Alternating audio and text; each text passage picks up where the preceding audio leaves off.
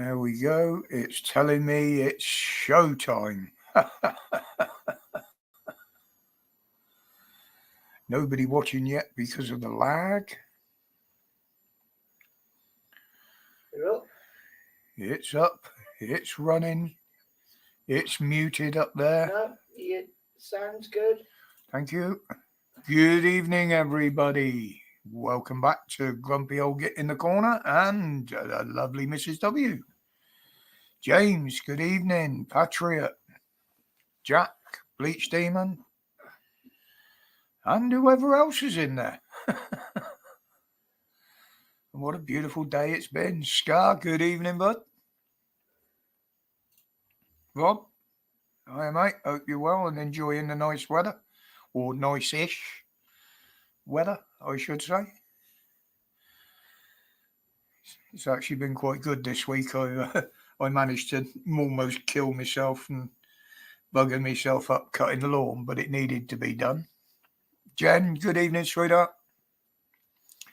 Yeah, it's always good to have you in here, James. I know you participate when you can, same as on the videos, mate. I mean, some people have work commitments. It's a fact of life, isn't it? Moo, good evening. Well, I am going to do things a little bit different to start with tonight. Jimmy's, good evening. When I've got the panel up, I tend to concentrate and talk to who's on the panel, which means I miss a lot of the chat and I don't interact with a lot of you in the chat. So tonight, for now, I'm going to start off just using the chat. So you'll just have to put up with me and Mrs. W up here. Good evening, Karen. And we'll see how we go on that.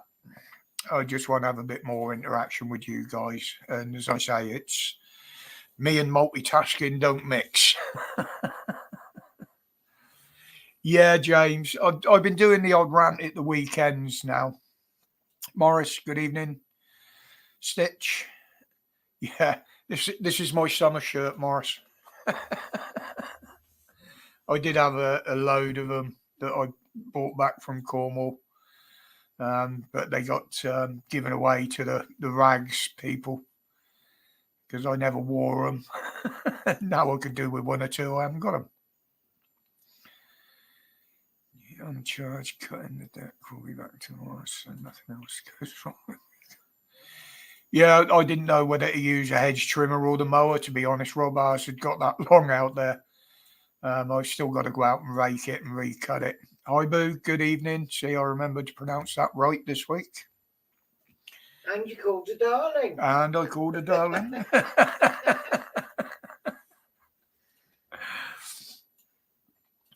Yeah. I just took BOUX as box, you know, the French or whatever spelling as it is, but it's not. It's boo. Hi, boo. Oh, look, comments have stopped moving over there already. Hope we ain't going to have technicals like that again. Well, what a busy week it's been so far out there in the land of the news and corruption and everything else. Some changes being made. Most of it's around censorship. But good evening, Stuart. You're doing the manly chores. Yeah. Good on you, Stuart. Drone, good evening, bud. Luckily enough, I don't get to do a lot of that. I do the washing up occasionally. Maybe run the Hoover around. Even more occasionally. More occasionally. Which reminds me, I must do upstairs tomorrow. But yeah, lots of it going on out there that, you know, they're on about. Evening, Tony. They're on about stepping up the censorship. This is Ofcom on what the kids can see and have access to online.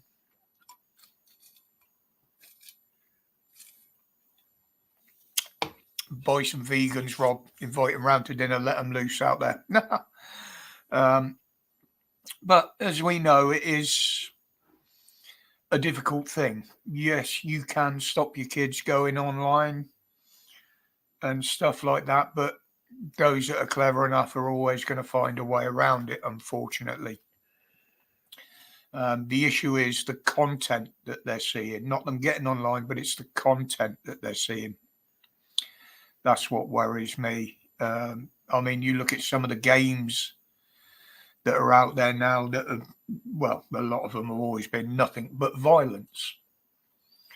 Now, if they're locked away every hour that they're not at school playing on these games, it's going to affect them. I do believe parents should take more responsibility for what they do online. And my other issue is, you see these kids with their brand new iPhones and shit like that. Where do they get the money to pay for these? The parents are buying them for them, obviously. Either that or they're selling too many drugs on the streets. But Natalie Elphett crossing the floor should be made to face a by-election. Well, technically, Scar, yes. But if her constituents like her ideas and she carries them over with them, I can't see it happening. But it is very weird that it was done just after the local elections, to be honest. Kids like to push the limits for excitement. Yeah, I mean, we pushed the limit when we were youngsters, James, even, people from my generation. But the pushing we did is a lot different to what they do now. Ricky, good evening, buddy. Our idea was pushing the limits was staying out an hour after we were told to be home. And if you were told to be home by midnight, you'd push the limits and stay out till 1 o'clock. Or listen to some music that was banned by the BBC at the time. Some parents frowned on that. Not mine, I might add. But, there's a lot to be done. And we know that most of this... Yeah, no worries, Jen. Most of this online censorship, the new online safety bill, we know most of it was aimed at people like me, yourselves, other creators, those that don't follow the narratives. A very small part of it was aimed at the kids. And yes, I do agree. There should be some sort of, more control of the kids and what they can do online. Because, like I say, I don't do gaming. I never have. It doesn't interest me. Never ever has done. But I can see the attraction. But I suppose they can be addictive in a way. And I think this is where you get your incels from. Those that lock themselves away in the room, don't look at the world. They're always ill because they don't go out in the fresh air and sunlight. And I've seen them, and some of them do seem to be, sorry, my throat's acting up, a lot more introverted. Is that a word that I'd use? Yeah. More withdrawn. I mean, we've seen it in one of the grandkids. He was always on his game. Well, he still is, but he does get out there now. He gets out in the fresh air. He's not as withdrawn as he used to be. He's got a lot of new friends and girlfriend. That's made a big change. We won. Good evening, sweetheart. Lurkers Lounge, we have cookies.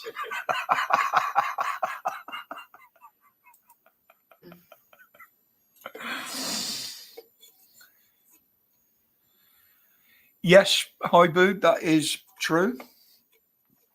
It gives them a break from listening to them.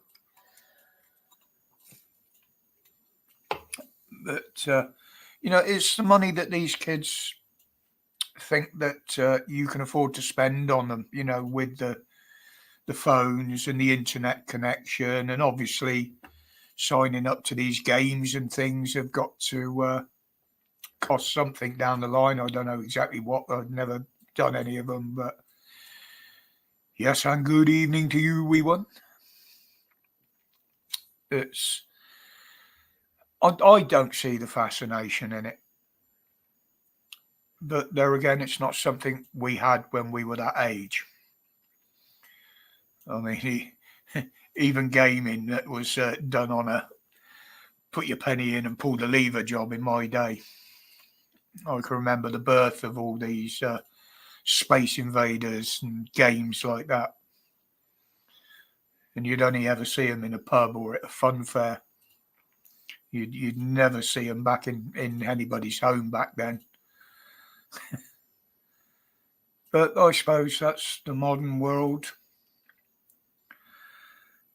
But, you know, that kind of brings me onto this thing now where everybody's getting hacked, it seems.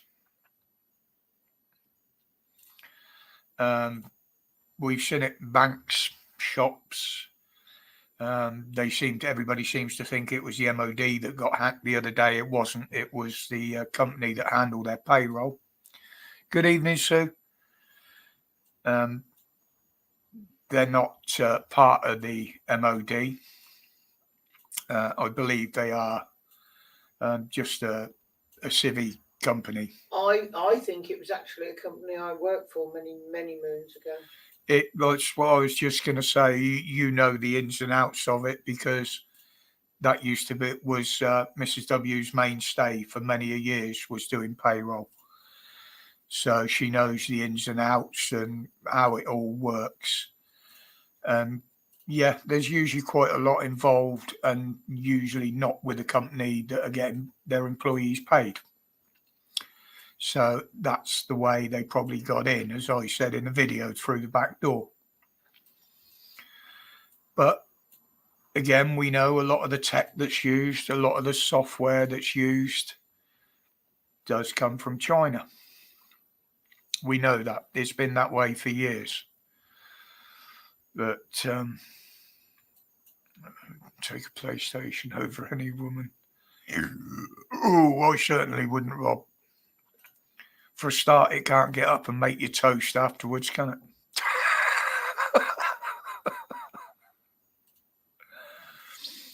Yeah, James, it's really weird, mate. At my age. Good evening, Paulette. You know, we can remember a time without these machines, without mobile phones, without even a home phone to start with. And this has all come along in my lifetime. And one of the reasons I stayed away from a lot of it, as I explained, who was it to the other day? Yeah, I was born and brought up and spent most of my life in a tech-free world. I didn't need it, didn't need the tech to live my life. But she might be about, Rob. She doesn't always come up. She might even have forgot again that I was going live. That happens quite regular. But yeah, it's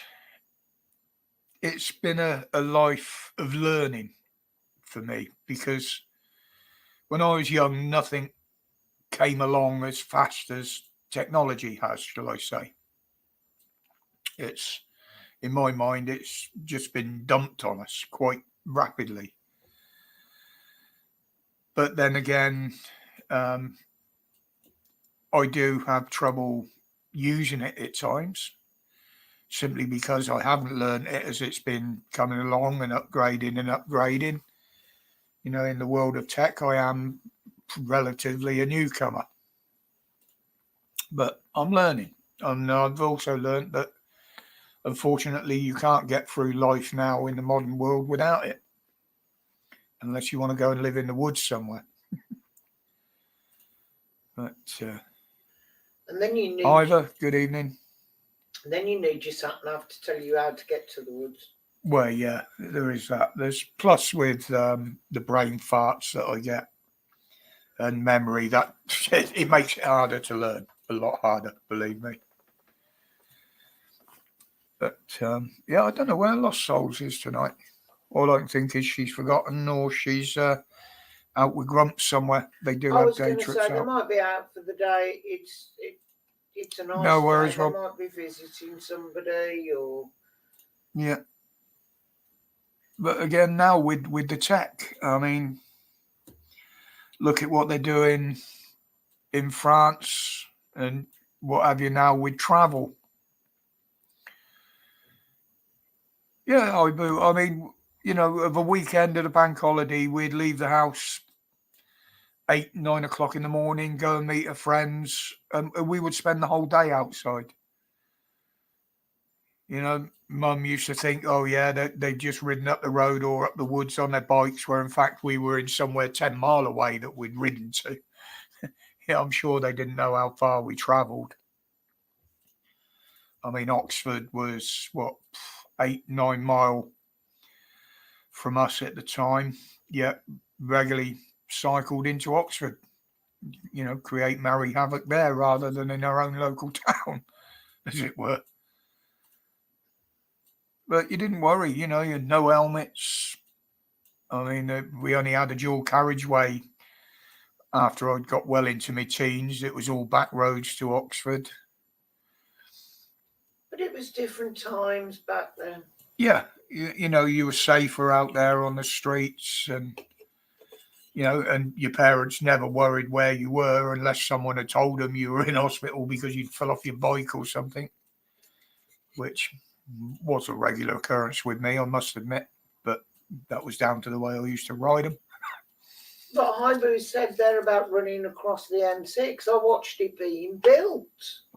Yeah, exactly. I was the same with the A34. So there were no cars on the M6. It wasn't an issue. Oh, I forgot I'd highlighted that. Where's that bloody gone? There it is. Jesus, I'm slacking tonight. Yeah. 50 years time, I know. I think Well, all of this is what I was going to say, Sky, about the travel with France and the EU and that now. You know, they're looking at taking your biometric readings before they allow you to travel. Well, even the police can't do that until after they've arrested you. And even then, only for certain offences. Now, they're trying to stop or impede, more likely, people travelling over there or through France, whatever. I believe Spain and most of the EU countries are going to do the same as what France is talking about. We can't travel freely over there without being harassed, but they'll let people out of the country to come across the channel illegally with no papers whatsoever. But biometrics have been coming in for a long time. They've been using them in America. So we knew it was coming. Yeah, it's been more used in China. Okay. This is why the British government doesn't want to cut ties with China. We all know that they love the credit scoring system over there, the facial recognition cameras and shit like that, and how everything's controlled online. And that's what they would want here. And this is why they won't get rid of the Chinese. They know they've infiltrated things. They have spent an awful lot of money, or I would say invested an awful lot of money in this country, in big business, tech, and more than a lot of people realise in our power industry. They do hold quite a big stake, as other countries do, in our nuclear power industry. Even bankrolling some of the new nuke power stations that are supposed to be being built.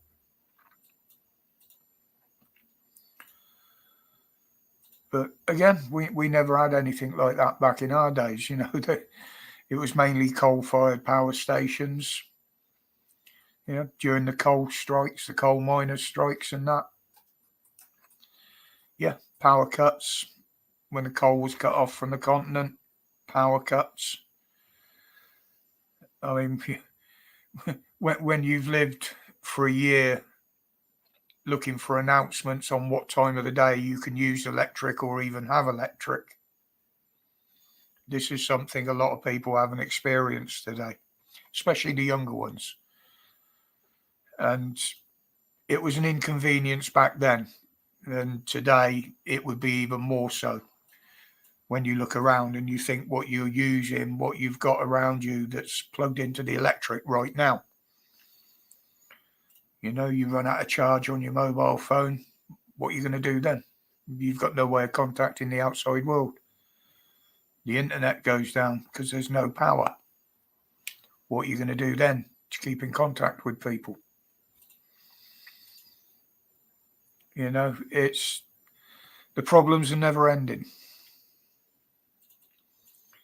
Yes, Sue, exactly. I mean, my dad was a wise old bird, and what he used to do at the top of the stairs, he had a car battery and wired up a couple of car headlight bulbs to it, so we could safely get up and down the stairs in the dark. Sent smoke signals from the backyard. Wind talkers. Yeah, I can go back when, you know, the Reclamation of 4 candles, when it. Jesus, the 2 Ronnies. How did I get onto that one from there? But yeah, everybody had a big box of candles in the cupboard.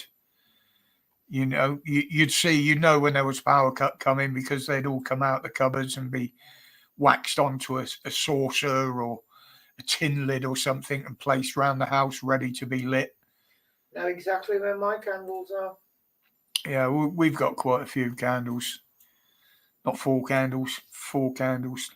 Got About half a dozen. 400 candles and boxes of the bloody things I upstairs. haven't got that many. Well, these flies are going to piss me off tonight. Yeah. There was a few, Sue, but yeah, people were a lot more careful with them back then. I mean, you know, when you think about it, there was a little bit of an explosion in the population after that year. You know, the main power cuts. Are you suggesting people got bored? Yeah, exactly, John. Exactly, mate. You know, and we're still the same. I wouldn't go as far as the paraffin eaters call them. Yeah, the smell, but bloody hell, did they ever fuck your throats up? But you didn't realise it at the time. You know, when smoke gets in your eyes, what was it? SO Blue. Blue. SO Blue.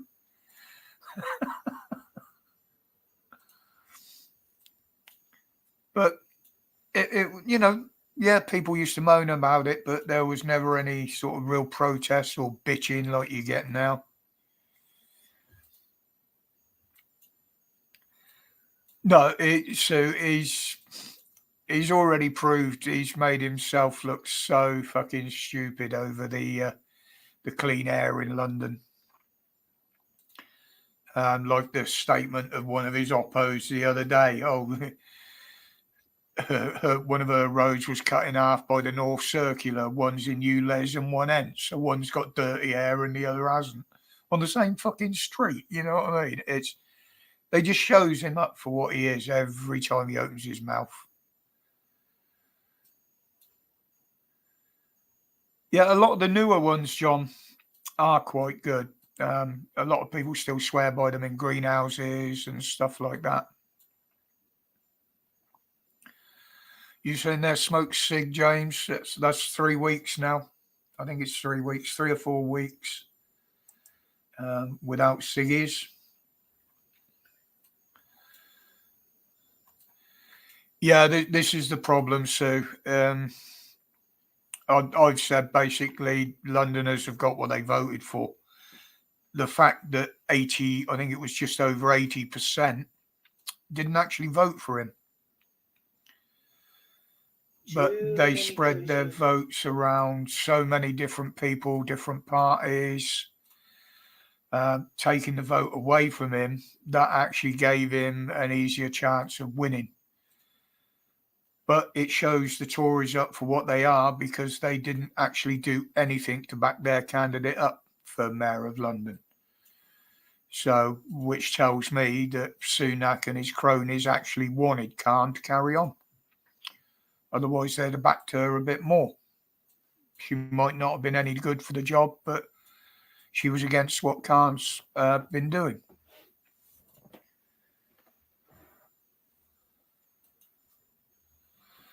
Yeah, it's been easier than I thought it was, Rob, to be honest. Yeah, I got a bit of a puffer here, and I don't use that half as much as I thought I would. It's not the craving, it's just more, I quite like the taste of this. I know they're a piece of crap, but if it helps for now. Yeah, exactly, Sue. I mean, it shows what sort of state they're in when Bojo gets refused a vote because he didn't take his ID with him. Now, if I remember right, it was Boris that pushed for the ID thing. He put the idea forward that you got to show ID to vote. Yet he believes he's above the rules, just like they did with lockdown and social distancing and shit. They think they're above all that, and that just showed him that no, you're not. You're an idiot. Yeah, these ain't too bad, Haibu. I had a disposable one, only because I got it for nothing. It was given to us. And I did find it helped a little bit. And I say I only use one type of flavouring in it, which is the pineapple, which I quite like. So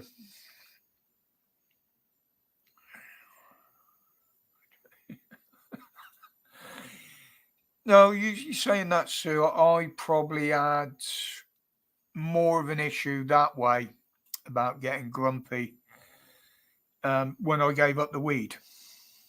Yeah, The right. old devil's lettuce. But I was ready for that. I knew it would happen because whenever I didn't have any, it always happened until I got some. But, that's sort of out the window now. I gave up that before the ciggies. Yes, there has been the odd occasion where we've had a guest and they use it, and I've had a little bit. I will put my hands up. Just a little single skinner with a bit in. But other than that,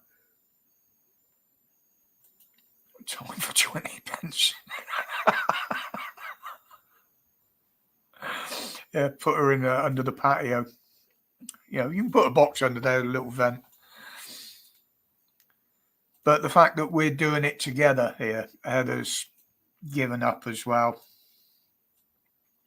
She has been vaping since, well, even before she gave up, she had a vape there, which helped her stop. So I just quit and then started vaping. What's that you're doing? Gives a go. Yeah, gives a go. I can do that.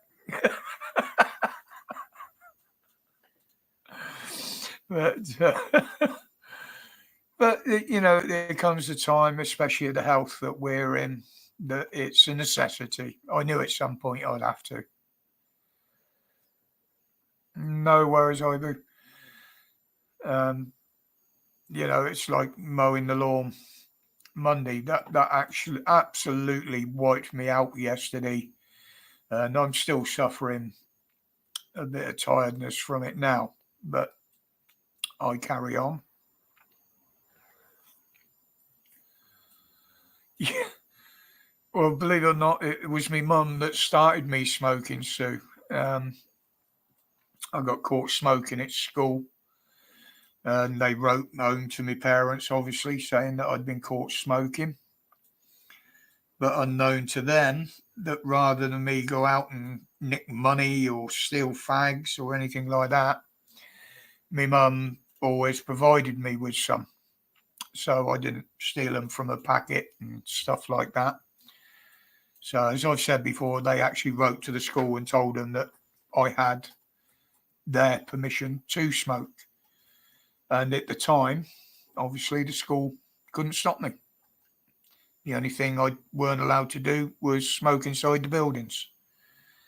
But they used to let me smoke at break times and at dinner time, as long as I was outside the teacher's common room, staff room, as it were. So, yeah, I used to stand there and clang off 2 or 3 during the break time just to piss them off and rub it in their faces, basically. But I did stop for a few years. One was because of work, and the other was a bit of a health scare at the time. But my mum used to smoke Woodbines, and then she went on to Embassy filters. Yeah, you saying that, Sue? Yep, my father never smoked.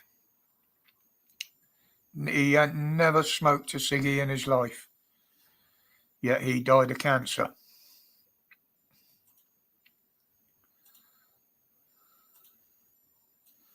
Yeah, but look, Scar, I've noticed a big difference since I've stopped smoking them. I'm not coughing as much, especially at night in bed. I do get a bit of a cough at the moment, but I think it's from this, and it's more of a dry cough, a niggly one more than anything. Yeah, exactly, Paulette. You reap what you sow. Roger, what are Woodbines? They're a very old cigarette with no tip, Rob. Like Weights, Players was another one. Navy Cut. What was the other one? Majors.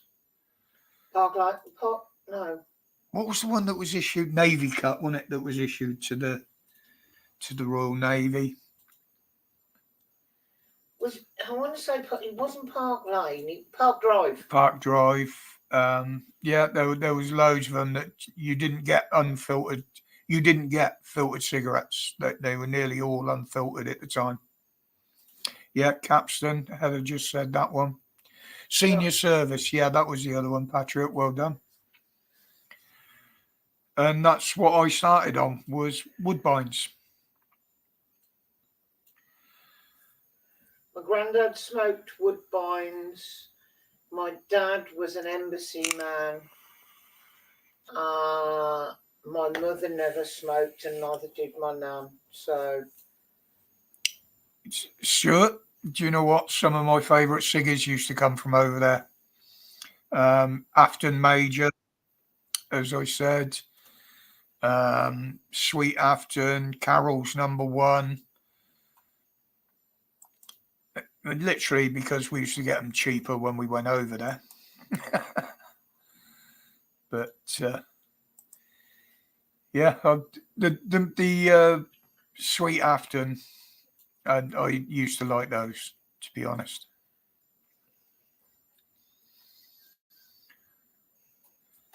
Yeah, the only thing with them, Sue, is you think that people used to get, I used to get it, the old yellow finger from the tobacco and the nicotine. But them non-tipped ones, if you looked at somebody's hand that was a heavy smoker back then, it looked like they got fucking jaundice. Gallagher's, yes, sure. Yeah, I was trying to think of the manufacturer. But again, they make Embassy over there as well. And it's funny because the cigarettes that were made in this country, although they were the same brand, never tasted the same as the ones that were made over there. Different blend. Yeah. What cigarettes were popular when I was a teen? There was a menthol one. There was quite a few menthol ones. Moores did one. St. Moritz. What was the one in the sort of almost the same colour box as Coke cans? Dunhill. The police used to be issued with them, believe it or not. if they had a arrestee or whatever in custody, needed a fag, the police would always supply them with one, and it was always Dunhill. And I did ask them one day, how come that's the only brand you guys get? I said, I don't particularly like them. And he said, well, that's what we're issued with to give to people. So if they smoked themselves, basically they were getting issued with cigarettes.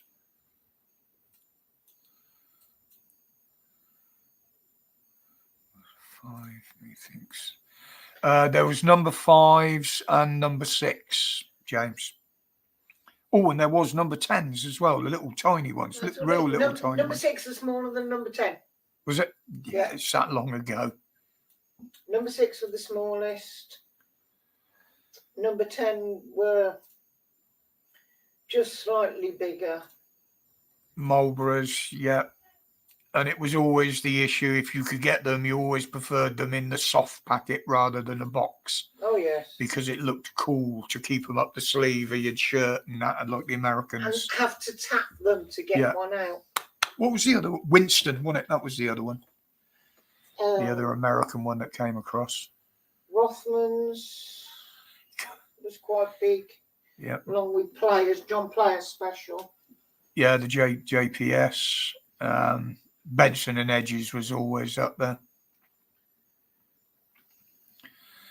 I used to smoke the small cigars too, but it's not so. I did try a pipe at one point. I couldn't get on with that. That was absolutely fucking hilarious. I looked like an out of control Popeye. Yeah, the Super Kings weren't about in our days, Jen. You didn't even get king size. Yeah. They were all the size of embassy filters. You didn't get anything bigger than that unless you got Moors. St. Moritz were a Super King. So, yeah, they were a Super King, and Dunhill started doing king size and the Super Kings. Sobrani were a king size. So when you're short on money, you could buy a packet of 10. So I'm that bloody old, I can remember going in the shop and buying 5 Woodbines wrapped in a paper wrap, like a paper band. You could actually buy them in 5s. Shop up the road and sell singles. Oh, yeah, if you're a young kid smoking, the unscrupulous shopkeepers used to open the packets and sell you them one by one. Yeah, but they didn't make that much on it. If it was, I don't know, 10pence a pack of 10, it would have been a penny a cigarette. You know, they didn't rip you off. Yeah, It didn't double the price. Yes, Stuart, that was what we used to do. You'd go into the town on a Saturday morning for the kids' cinema club, as it were, with a couple of films and all the cartoons. And you used to have a choice. Do you buy some lunch? Do you buy some fish and chips? Or do you buy a small packet of ciggies?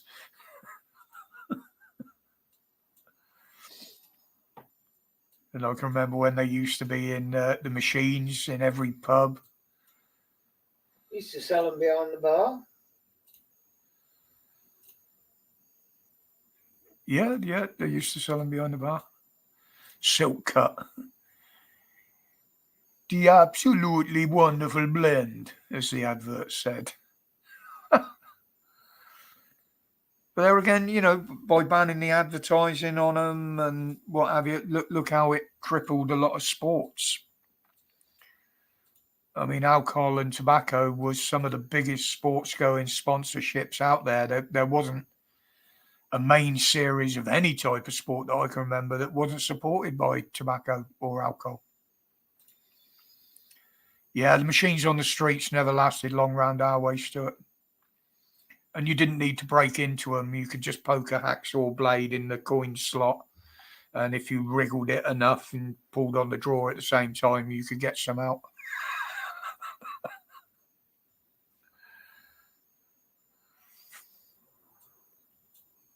Your shop used to do. Oh, the one on the corner, James.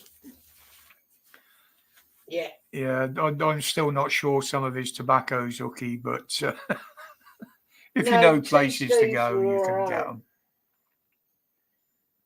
The two Steves were good lads. Yes, Jimmy. Formula One was heavily sponsored. Just about every car had either alcohol or tobacco sponsors. One or two of them still do, but if you notice, they've changed the graphics and what have you to fall in line with the rules.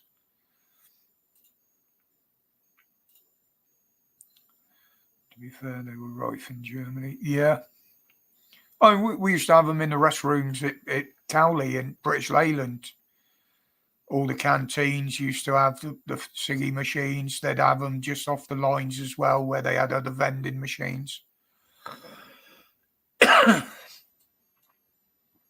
MC number one, yeah. And darts as well. That was another one.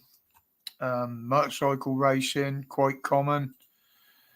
Even some of the running sports and energetic sports like that, a lot of those were sponsored by them as well. You got to remember back in the day, it was the trend, smoking and drinking. It was the in thing, and that's the adverts reflected that. I mean, look at the Martini adverts. I mean, they were heavily sponsoring everything from Formula One to rally cars to motorcycles. Same with John Players, same with Benson and Hedges. And that basically changed overnight. Is anyone trouble with this conversation? I want a fag. Yeah. You actually mentioned that, Stuart. That was one of the reasons that I wasn't allowed to play on stage at the News of the World. When I got through in some rounds to that, I actually had to play up in London. And they made me play out the back. One, because I was smoking on stage. And two, I wouldn't wear a shirt with a collar on, which in the rules you had to do back then. You couldn't just wear a T-shirt. So I got absolutely tranced by a big Swedish bloke called Stefan Lord. Kipper sniffer. Camels, yeah, they're horrible fucking things, they are. It's like them French things. Galois. Yeah. Gitanes. Galois. Or Gitane, whatever they are. However you pronounce it. No, there was two. Galois was one, and Gitane was the other one. Yeah, weights, that was another one. Back in the days when you're rolling back, he came in a tin.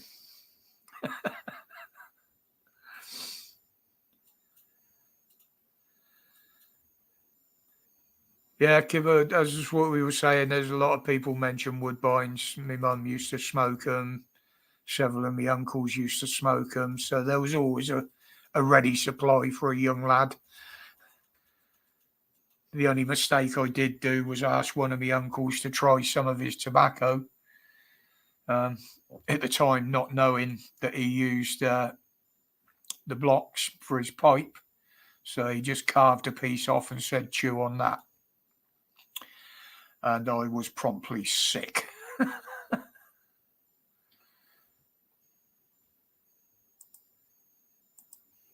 But, yeah, I always remember that one. But there again, he's the one that used to give his parrot whiskey now and again.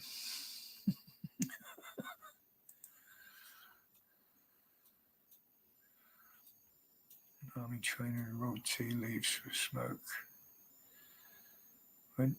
Yeah, there are quite a few herbs like that you can smoke, and I don't just mean cannabis. But Canary Isles.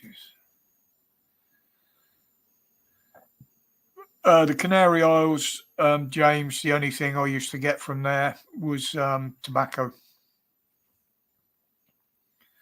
In the days when you could fill a suitcase up with it and nobody would blat an eyelid on the way back. Most of the time, they never even looked in the bags.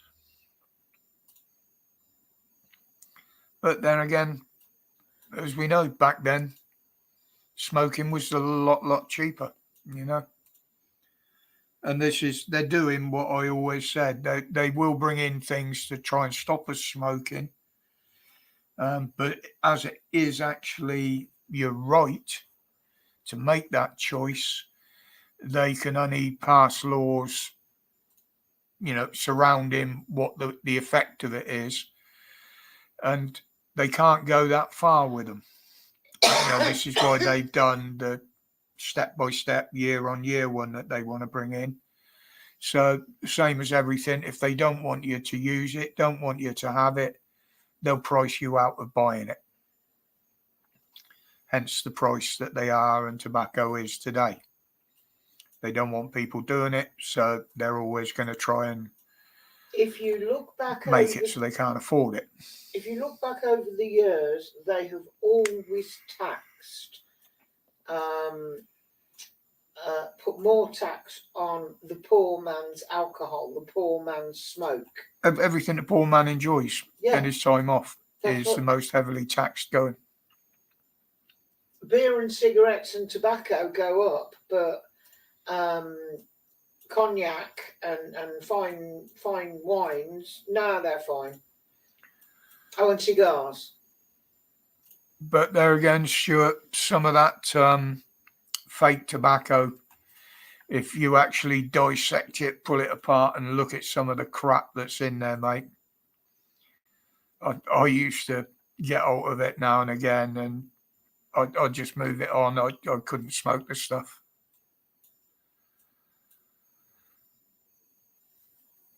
Yeah, Backy. What's Backy when we were getting it? If you had to buy it in the shop, 30 quid, 35 quid a packet. I don't know, because we've been getting duty frees for a while, and it's gone up again since I last bought a packet. Yeah. Which is why I went no. Yeah, but as we know, Scar, their tobacco, usually cigars. The cigars are subsidised the same as the food in the house. They're free to carry on with doing what they want to do because they don't have to pay full price for it. And 9 times out of 10, when they do it outside Parliament, they're claiming it on expenses anyway, as we know. 40 quid for 50 grams. Yeah, I was saying 30, 35. Yeah. And, they got the cheek to call other people thieves. Well, that sort of money, it's ridiculous. But the thing is, if people want to keep doing it, they're going to find the money or they're going to commit crime to get the money. It was the one of the most sellable things that you could nick from a shop if you broke into one was ciggies and tobacco. Unless you were breaking into a chemist, obviously, but you had to know what you were looking for back then. People were very disconcerting about what they threw down their necks. People don't pay a lot for paracetamol. No. And it was usually either uppers or downers, and that was about it, wasn't it? You get the wrong ones, and they used to send you sideways. But that's what I said, James. You think about the tax. I mean, I did give a figure. I can't remember what it was now in a video, not so long back. I actually looked into it to see how much tobacco tax was worth in the public coffers, in the public bank, as it were. And you'll be surprised. It was in the hundreds of millions on tobacco and alcohol. Now, if they ban the lot, that's a black hole in the government coffers that they've got to fill somehow, because it was a lot of money. Now, I wouldn't have minded paying the tax on smoking if, like they said it was supposed to originally, it would go to the NHS, etc., to pay for treatment. Because, yes, I'll be honest, it has been proved that it can cause medical issues, not in everybody. But it's not always responsible for lung cancer, as they tried to push. But it leaves an awful big black hole in the tax budget. So simply those that don't smoke will get penalised for those that have been forced to give it up, because that shortfall will have to be found somewhere. And this is what it's same as the roads. Vehicle tax was supposed to pay for the maintenance of the roads. And technically, with the amount of cars on the road now, there would be more than enough to keep the roads up to scratch. But for some reason, all of a sudden, that was shoved onto the local councils, and maintaining the roads had to come out of the council budget. Yeah, the NHS have always played games, James, and sadly, it's not the ones that actually heal people. It's the ones sat in the back room telling people how they should spend the money to heal people, or not in a lot of cases.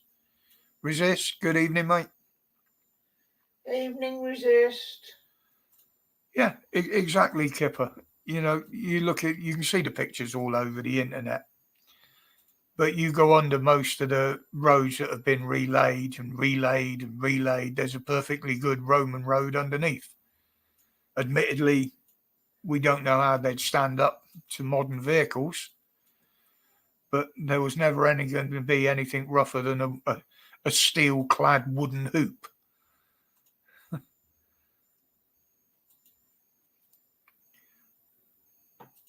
But I believe this is where the government go wrong on a lot of things. You know, they're shuffling the money around from one thing to another, and it's not getting to where it's meant to be or what it was taken from us for. Like wars, there's a prime example in it. You'd think with the billions and billions that Zelensky's had thrown over his side of the fence, they should have been walking all over fucking Russia by now.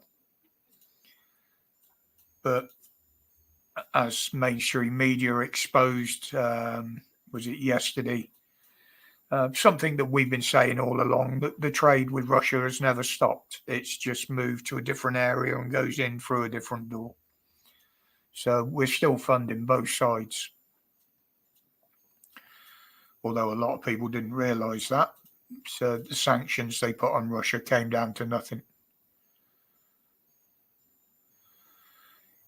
Yeah, the window tax was done before High Boot. Also one called Ancient Lights, which came under the same guise.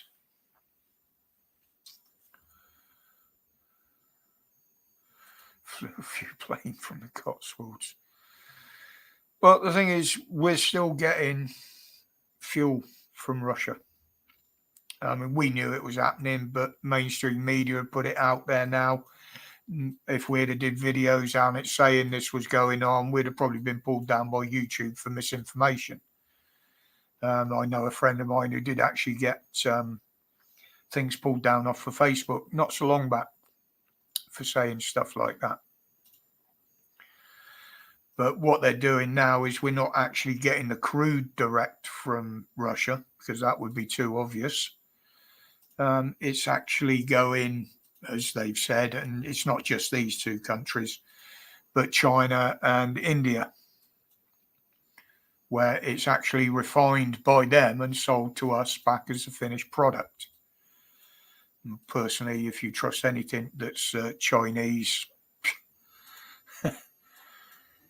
but then you got the forced on us, the shit that they're putting in it now with the E5, the E10, and the biofuel in it, which has caused an awful lot of problems with modern engines. Most of you will find after a year or two of using it, your mowers will go fucking do-dally as well. But I will give you a tip on that. When you put your mower away at the end of the summer, make sure you drain all your fuel out, including the carburetors. Run the engine till they're dry, because it does collect moisture, and that moisture sits in your fuel tank, sits in your engine, and it can do a lot of damage.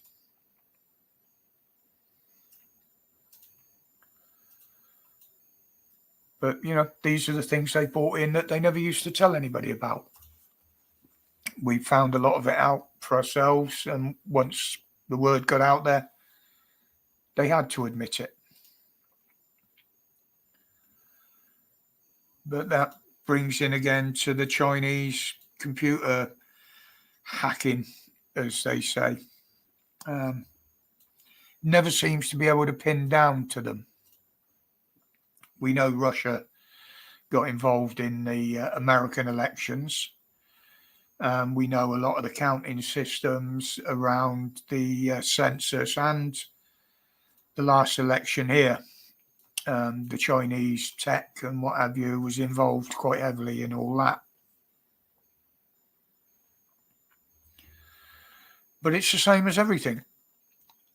Now, right now, we've got the big thing of AstraZeneca coming out and saying that they knew that in rare cases, you could be damaged by their product, as I'll call it.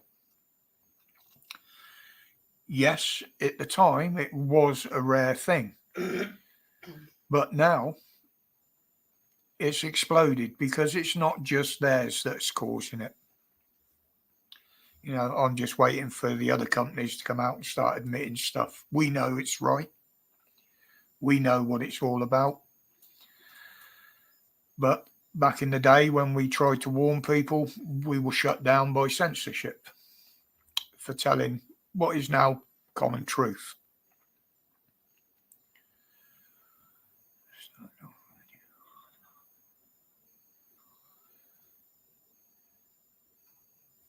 Yeah, we've got new oil and gas fields that can be opened up in the North Sea, James. They did turn down a lot of applications for it, but they have opened up a few now. But they still won't let them produce enough to cover what we need. So we're still down to buying from the EU and buying fuel and diesel and oil products from China, India. And if you think about it, they're doing all the refining up, and they always were two of the top level, shall I say, of polluting companies in the world, especially India. Oh, we're getting shafted left, right, and centre, Kipper. We have been for some time, mate.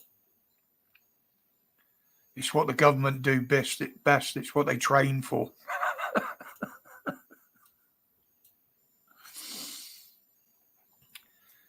But, you know, there again, as I say, with the Chinese involvement, got no power, got no internet. We've seen the chaos that shop systems going down, bank systems and stuff like that. We've seen the chaos that can cause. Petrol stations, again, a lot of their pumps and everything can be just shut down at the press of a button. Yeah, some rules are, Rob, some rules are in place for a good reason, and they're usually ones that we make ourselves that aren't made for us. I mean, I used to have a lot of personal rules in my life that I set, and I lived my life by. They were good rules. No, green energy is never going to work. You're never going to produce energy that's totally green. And they're even showing now that solar panels, wind turbines, they're not as green as people were told, and they're not nowhere near as green as people think. A lot of the stuff isn't recyclable in them. So what they're going to do? They're going to plow on with it. There's nothing in this world you get for nothing if someone else is supplying it to you. There will always be a price to pay. Even us, if you go out and pay for that. And then sometimes there can be a big price to pay for that. Not that I've ever had to, mind. And I'd never intended to, and I'd never been inclined to. But, yeah, exactly, Kipper. Exactly. I mean, it's a joke. When you see police forces and stuff like that, where they're actually charging their electric vehicles with a diesel generator. even at the big meeting up in Scotland, wasn't it? Not COP, the other one, the green agenda, eco fucking bollocks. They found out they'd provided them with a fleet of electric cars and no way of charging them. So at the environmental meeting where all the leaders and that were there, the cars that were running them around everywhere were stood outside in the car park charging off diesel generators, which just shows how ridiculous it is. And plus, we've seen now the dangers of them, electric vehicles. You know, that you got the fire risk for a start. Well, if you look at what's happening in China now, there are videos out there of it, but to prove the point, they're actually taking EVs off of owners. And they're just putting them out in the middle of nowhere. There's fields and fields and fields just full of these EVs that they've taken off civilians, basically, because they're too much of a danger. And besides that, the way it's going at the moment, it is actually working out cheaper to run a petrol car than it is an EV. Yep, they are, Kipper. I mean, I've seen some of the videos and the footage that's come out from there, and literally it's wall to wall. They're just part. Same with bikes, electric bikes, scooters. They're just piled up everywhere, and they are just an environmental tragedy waiting to happen. Somebody said that they do take the batteries out and recycle some of the stuff in them, but obviously not a lot of it can be reused, and it must be a very, very hazardous job. But again, it's like everything that's powered by battery. I mean, even these things, you know, they recommend you don't throw them in the usual rubbish, because they can short out and start fires in the back of the bin trucks, or it's sorting plants and the like, you know. Yeah, we will, Stuart. You know, I've not seen anything wrong with petrol. The fact that a petrol car won't produce as much waste and as much contaminants in its complete lifetime than is what is produced to make one EV. And then when you think of the kids that are doing the mining for the shit that goes into these batteries, and most of the countries, the conditions they're working in to make these batteries, yes, there are companies and factories opening here that are going to be far cleaner, will be far better run. But they can't build the batteries without the raw materials. So there's always going to be third world countries that put people at risk to supply it. So again, they can say they're green all they like, but they're not. They're only green if they're spray paint. Yeah. Cycle lanes, bus lanes, all in. Yeah, but most of the buses are still diesel. And we know now that they've fudged all the numbers to say how clean diesels were. I mean, the only totally clean one from what my research has shown is hydrogen. But it's producing enough for everybody to run a car on it. Yeah, the electric ones do catch fire quite regular. Not so much in this country, but elsewhere around the world they do, Kib. Yeah, most infrastructure, SCAR can't handle it. If everybody went to EVs, the national grid in this country would absolutely go into meltdown, because basically everybody would be trying to charge the cars at the same time every day when they get home from work, top it up, ready for the next day. You mean when they're saying they're going to turn off the electric? Yeah, to save it. like the FA Cup final, the grid almost gets into meltdown at half time every year.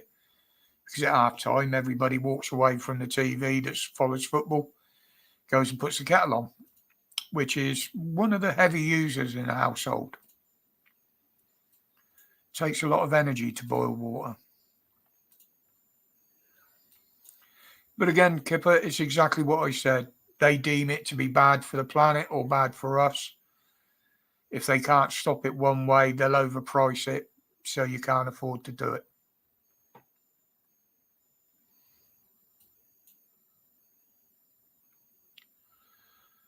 Yeah, brand new ones can do it, James. You know yourself what them batteries are like. It only needs a little thing to go wrong in them. Yeah, it was planned a lot, Kipper. A lot of it is coming unravelled now. They're realising that net zero is never ever going to happen.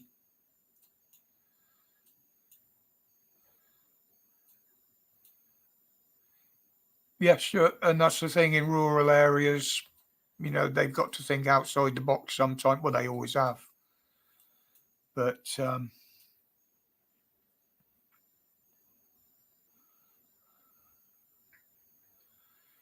yeah, a lot of them as well, Kipper, were these bloody, what are they, the stand-on board things with the two wheels. A lot of those. And again, the ones that were real bad and burst into flames the easiest were basically the Chinese ones. Some of the better ones were fine. But didn't they blame people putting the wrong charger on, trying to charge them quicker? Yeah, there was that as well, but there's also a lot of issues with them. Yeah. Yeah, that's Ibu. That's exactly what the 15-minute cities were supposed to be for. But most of the places they've tried it, all it does is hinder people. Because most people don't work within 15 minutes of where they live. Somebody said the other day, what's the easiest way to light a barbecue? I said buy an electric bike and stand it next to it for a day and put it on charge.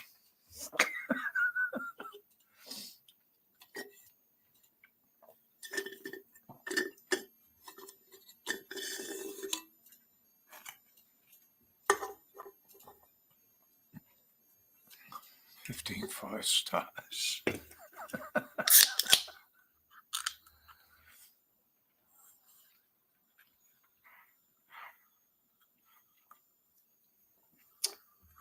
Yeah, I believe you could be right there, Kipper.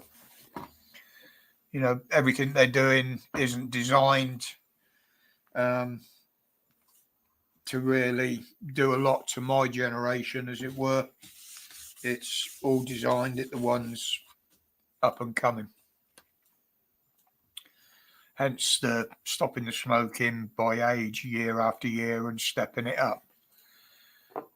Interestingly enough, that was Sugar.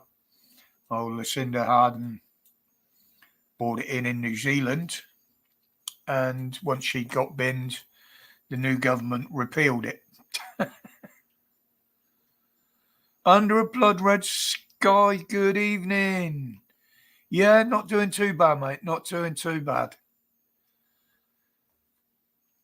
The no smoking is going really well. My normal health issues are still there. Unfortunately, they always told me that they won't probably get any worse with them being managed, but they're not going to get any better. So it's just something I've had to learn to deal with. I've actually got, what date is it? Pardon me. These vapes make me burp as well. Just jog my memory there. Thank you. Under the blood red sky. I've got to remember I got treatment this month. You're on your own for a minute, darling. I need to nip upstairs. Okay, no worries.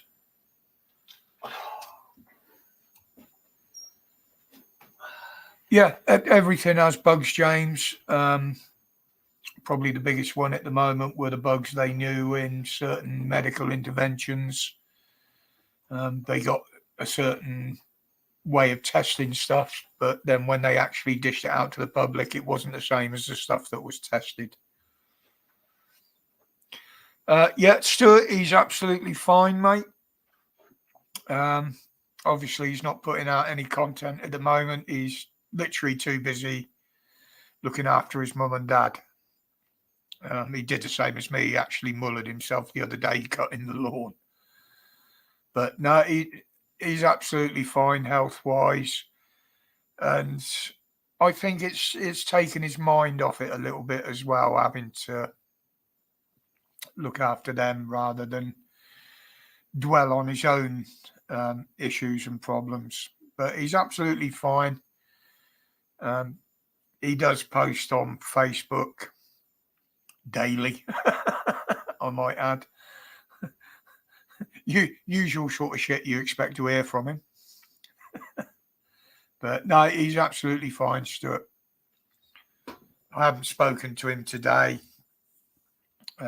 We did have a bit of contact the other day where he assured me that he's absolutely fine. Strumming in the wire unraveled. 8 strummers. Just why he didn't have a blade on it then.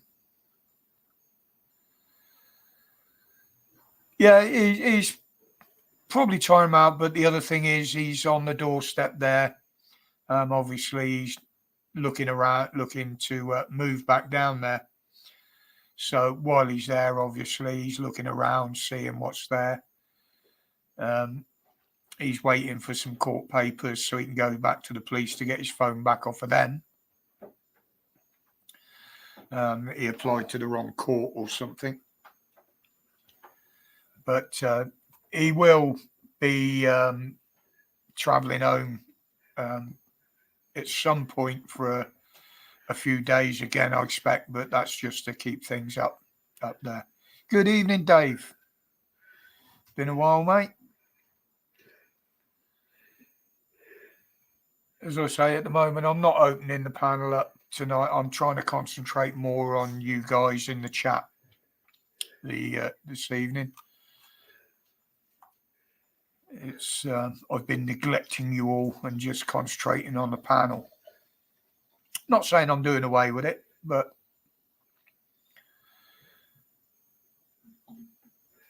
has anybody else got any views on anything that I've brought up there? Thank you, Dave. Yeah, I am feeling a bit tired at the moment. That's literally because bank holiday weekend with the family, and then Muller and myself cutting the grass on Monday didn't help. It does, when I've exerted myself like that, it does take me a few days to get over it. But I'm learning. I don't know, James. I don't go over there a lot now.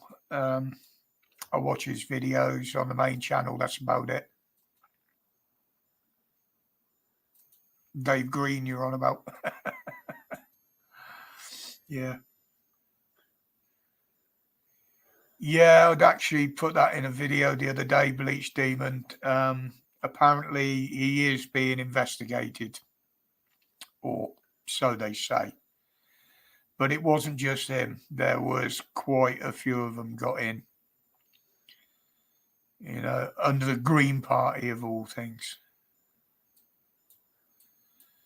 All right, Rob, no worries, mate. Thanks for dropping in, buddy. As always. And I'll catch you in the comments in the videos. Whether there'll be one tomorrow, I don't know. I have got some notes there I've been jotting down.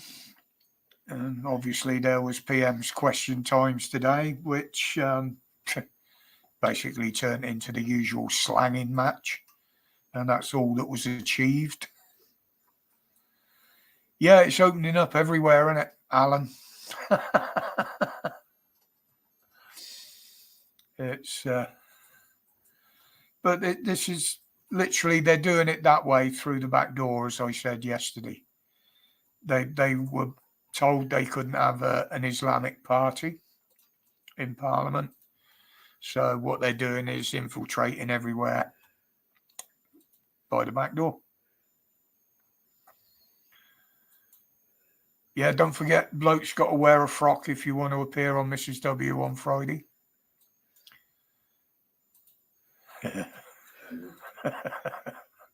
I'm saying nothing, me.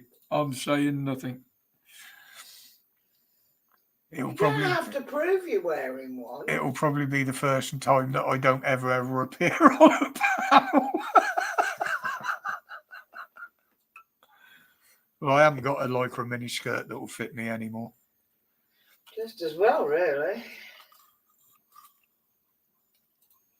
I could probably find some pictures of me dressed as one.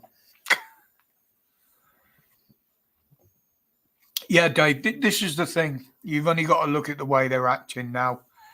And they've got that much balls around them, or just arrogance, that they're not even trying to hide this shit anymore. They're doing it openly. I mean, Roland lies his head off every time he's got his fucking mouth open, because the first words that come out of him is usually, "We are stopping the boats." And as we know and we've seen, they just ain't. Yeah, I know, you said, Jen. Yeah, that's not a problem. Morris, you can borrow mine. Oh, Mrs. W's got plenty upstairs, Morris. Don't you worry about that. Yeah, Stuart, I saw that silly bitch's speech. Unbelievable. Absolutely unbelievable what she come out with. And her mate is basically saying anybody that's white is automatically a fucking terrorist, you know? And she got voted in.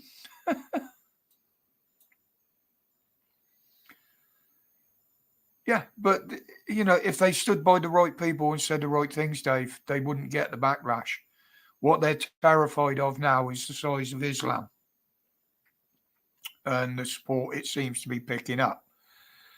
Although if you look at what's happening around the world with the protests, pardon me, the shutting down of universities and colleges with it all, half them fucking idiots there that are protesting haven't got a clue what they're protesting for. And fair dues to mainstream media on that when they interview them.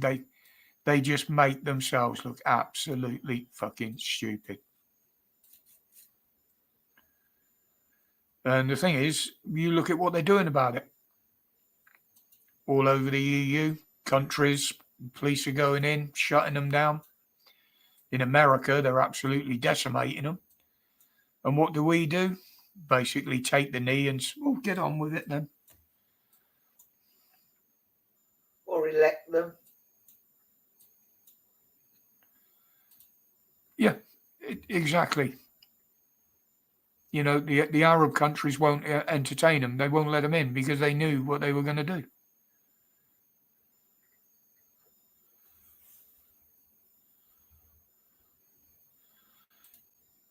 Yeah, but you can guarantee, Stuart, she'll be making statements every time she does that, local fates. And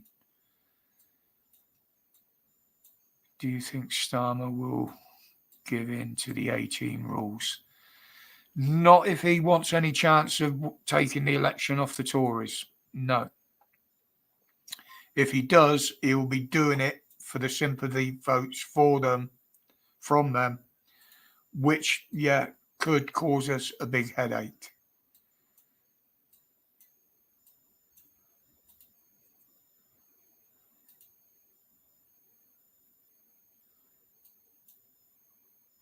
So, yeah, I haven't seen what the demands were. I did see that they'd already started making demands of the government. That's why I didn't say too much about it in the video yesterday, because I'll be honest, I haven't had the time to look into the whole of the story, as it were. And you know what I'm like, if I don't know the full ins and outs of it, then all I can do is say what I can see. I'd give my opinion on it.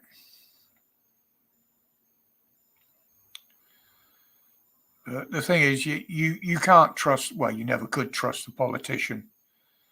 But there were some in the past where you would take a bit of notice of them. And one or two of them, with the predictions they made back then, they were right when you look at the situation today. That's the thing, James. Our government aren't running the country. Not anything like it. All the pressures, all the ideas, all the recommendations are coming from elsewhere. And people will point the finger at the WEF, the WHO, but believe me, it goes a lot wider than that. It goes a lot deeper as well.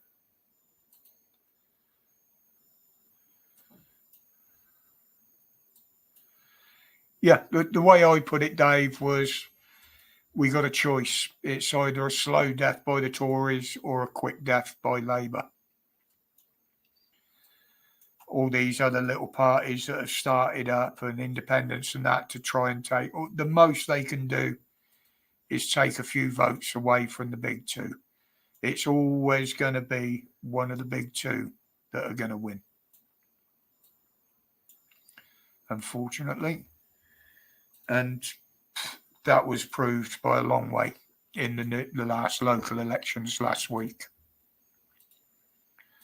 In particularly with Khan. You know, when you think 80% of London, I think they predicted, didn't vote for Khan.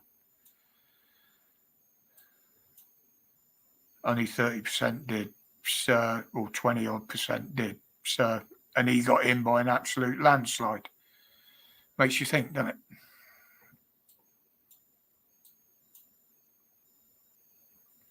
But I don't ever think that any of the other parties are going to get enough to do any damage, to be honest. Good evening, Scott. Yep, total corruption, mate. Total corruption, and that's what we're seeing now. And that's why I say they're not even hiding it anymore. But in fairness, a lot of it is being exposed by all the investigations that are happening now. You know, the COVID inquiry, you had Partygate, that showed up how they are. The justice system that we've always moaned about, that's been absolutely shown up to be an arse in the Post Office inquiry. The fact that Scotland has got ministers arrested by the police, being investigated by the police, as have Labour, as have the Tories in the past.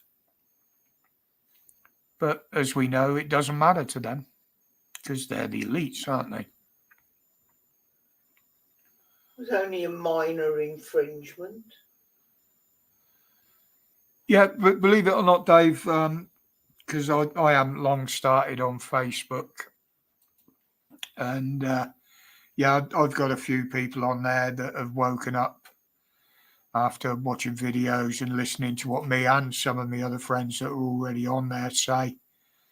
And that's what it's all about. That's why I do my videos.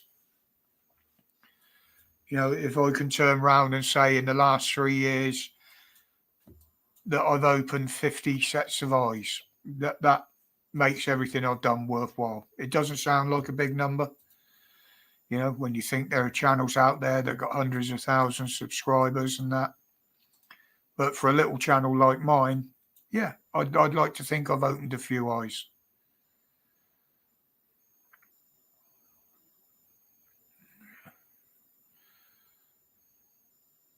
But don't forget, Skynet went live on the 29th of August.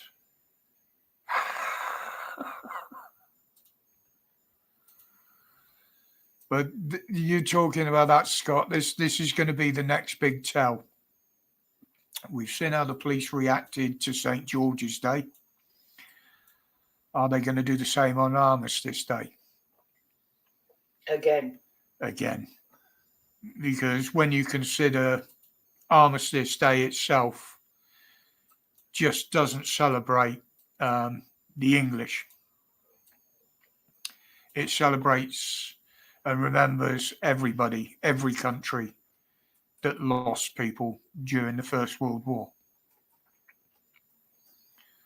You know, it weren't just us and Germany and America. There were just about every country were involved, and most of them were involved on the Allies side rather than the Axis.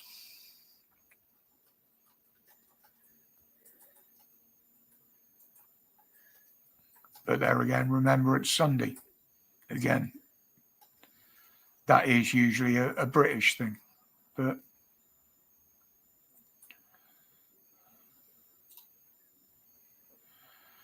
I'm looking at the Highlands. Well, we don't know how Scotland's going to go yet, do we, Ibu? With old Cinny, whatever his name is, in charge now. France, I wouldn't even bother with, not with the way they hate us.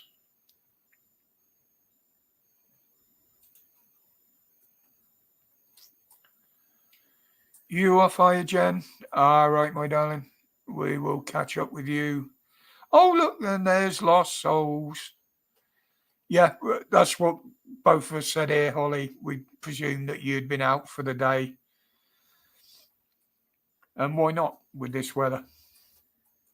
Absolutely.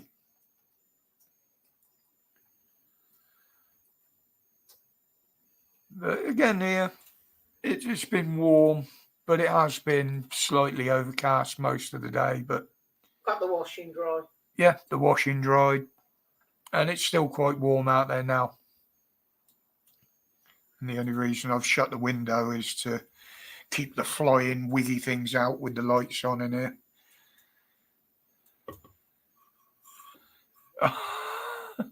Yeah, I don't think she'll get back in, Dave.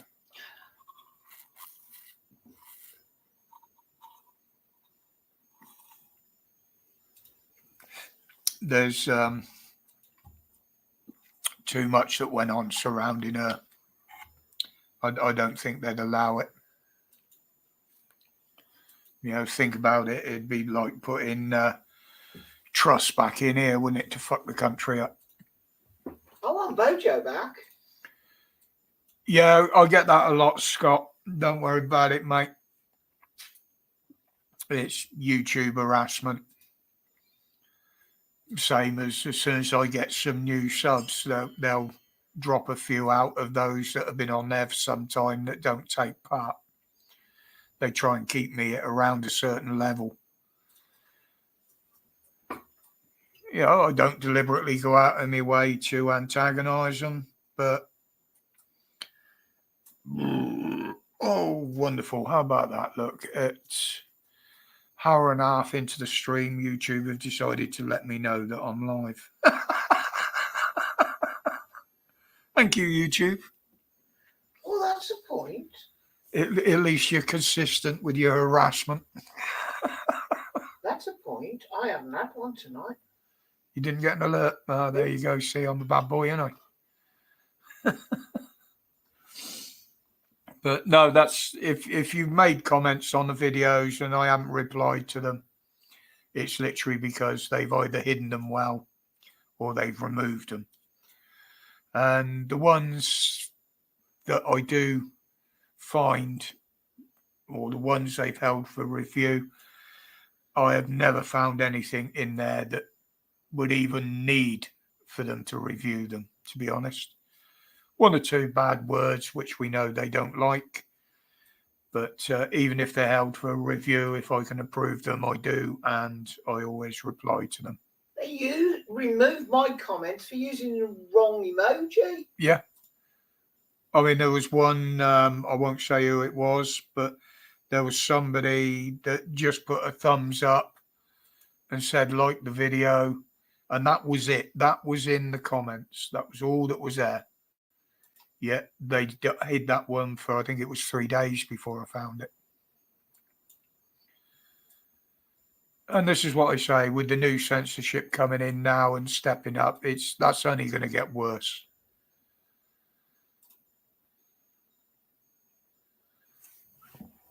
You know, they're claiming a lot of it is to do with the online safety bill. Well, most of it is, but it's shit that doesn't really need to be in there.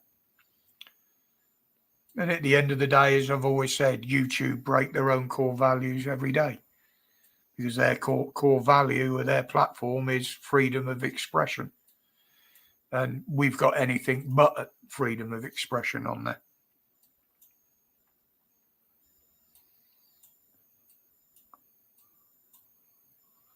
Yeah, I don't use Twitter or anything like that, Dave. To be honest, with my capabilities at the moment, I have enough trouble keeping up with YouTube, Discord, and Facebook. Literally because I don't have them on my phone. I don't use my phones on the internet when I'm out of the house. In fact, there's only the one that ever connects to Wi-Fi, and that's literally just for WhatsApp. But when I'm out of the house, I'm not connected online anywhere. Everything I do is PC based from the table in front of me. Yeah, it is. It is, Dave. And I've seen some of the shit that goes on there. Obviously, on Facebook, there's stuff posted on there from it. And same with that bloody TikTok. And this is the reason that Ofcom have been instructed to bring in all this new censorship, is the amount of kids that are getting hurt and even dying doing these ridiculous fucking challenges. They seem to be all this trend. But YouTube is a private enterprise, as a business, is a right to change. But they do have to abide by a certain amount of rules set by the government, James, especially if it's a legal act, as in the Online Safety Act.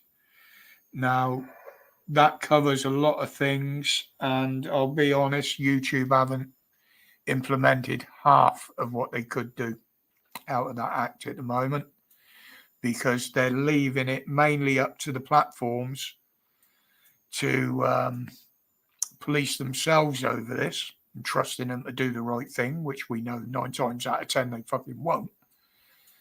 But because of this challenges and stuff like that are coming out on TikTok and that, this is why they've stepped in and going to up the censorship on that, because the platforms haven't been banning it, they haven't been stopping it. In fact, on a certain platforms that I've been told, they're actively encouraging it. You know, welcome to the dark side of tech, as I call it. Gary, good evening. All hail the Rover shirt.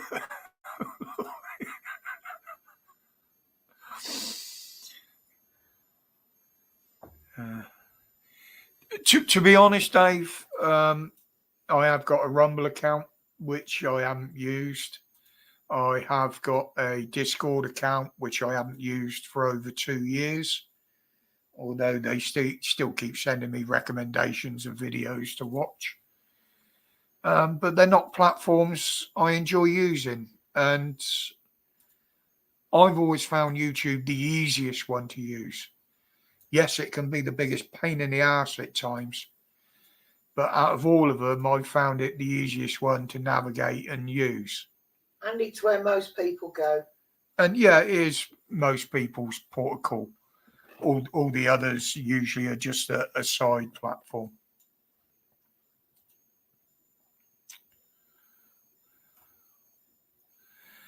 Yeah, you do get a lot of that on Facebook, Dave. We've suffered with it. I've had my account cloned a couple of times, but it's an inconvenience. But the thing is, you can complain till you're blue in the face to the platforms, and most of them just don't do anything about it. You know, you got to think of what they're gleaning off of you. They're skimming your data. That's all worth money to them. And when you think that Google itself, now, if I remember rightly, somebody probably proved me wrong on this, which I will absolutely take on board.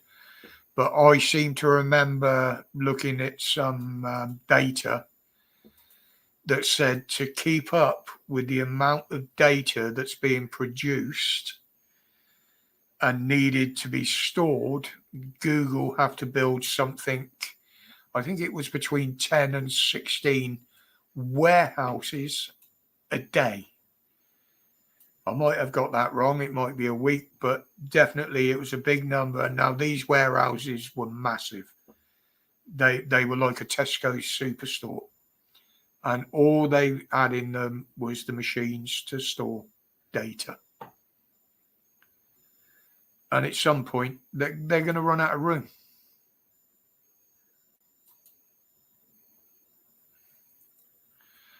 But there again, Stuart, you got to remember that Google own YouTube.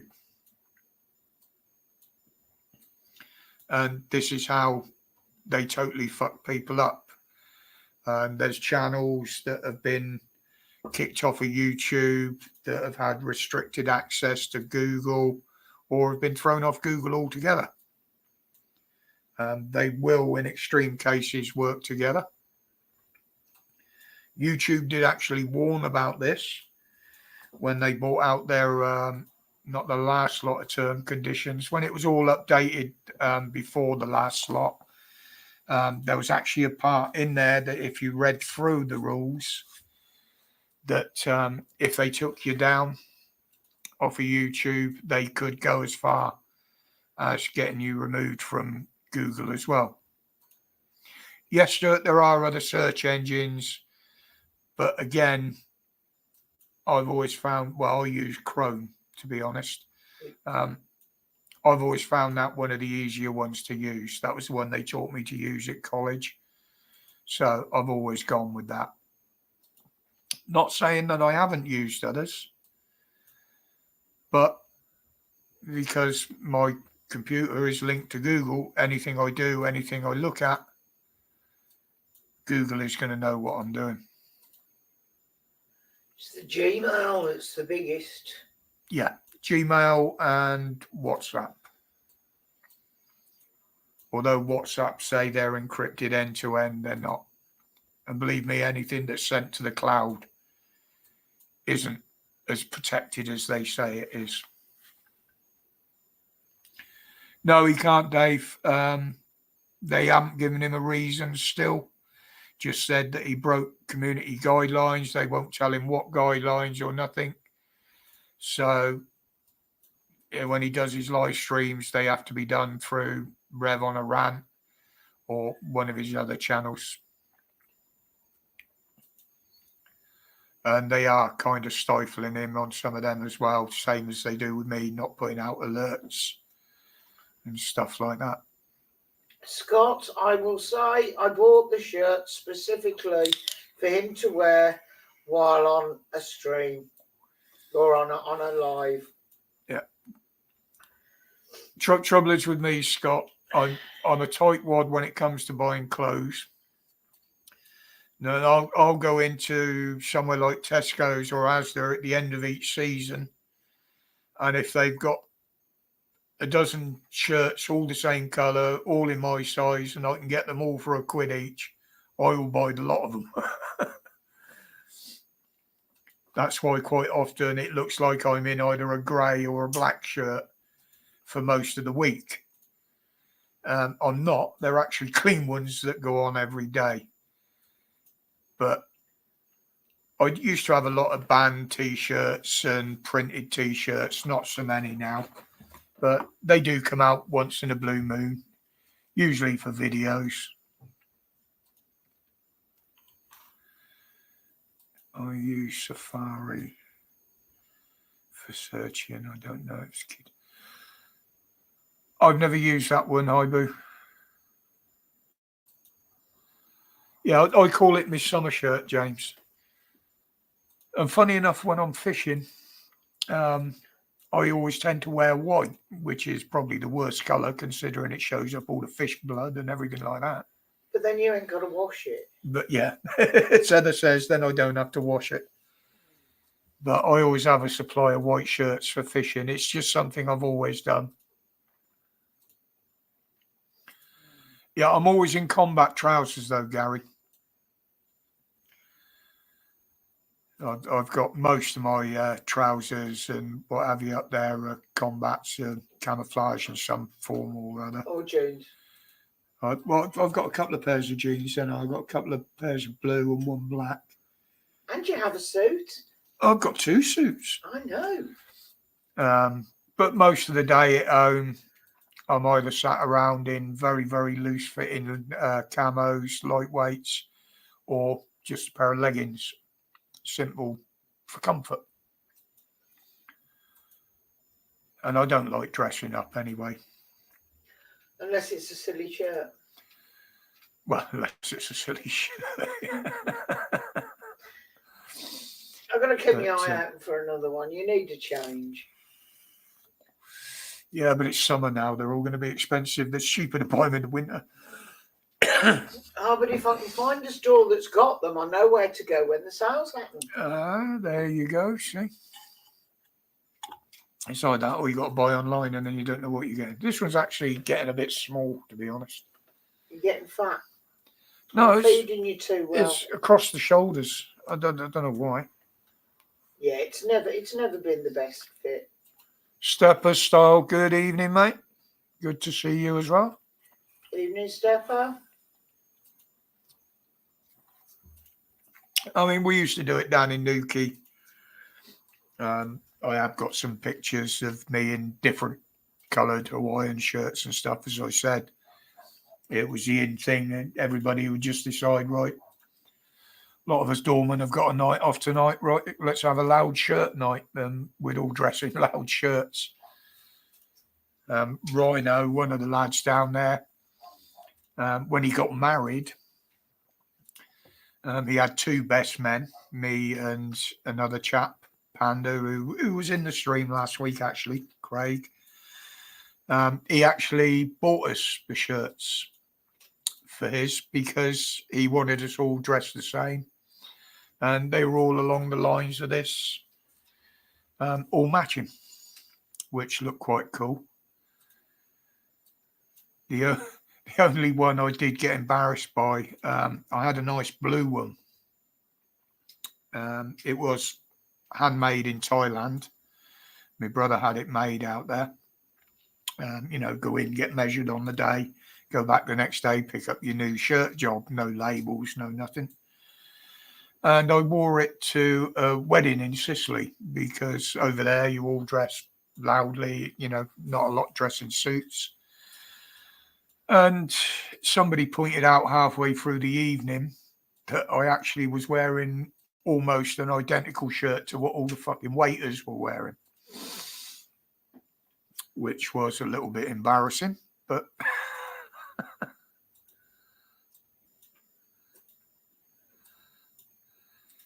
you haven't met Grumps, have you, James?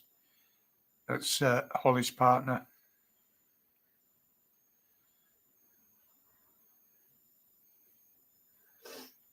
Well, come on, I'm yapping away here. How are you guys feeling about this, not having a panel and me doing a bit more interacting with you guys? I'm kind of enjoying it. Keeps my mind from going numb.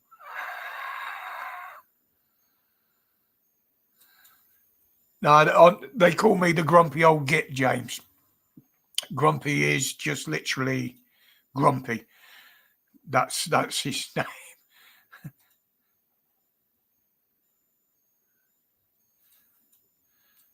That's Holly's bow, Scott.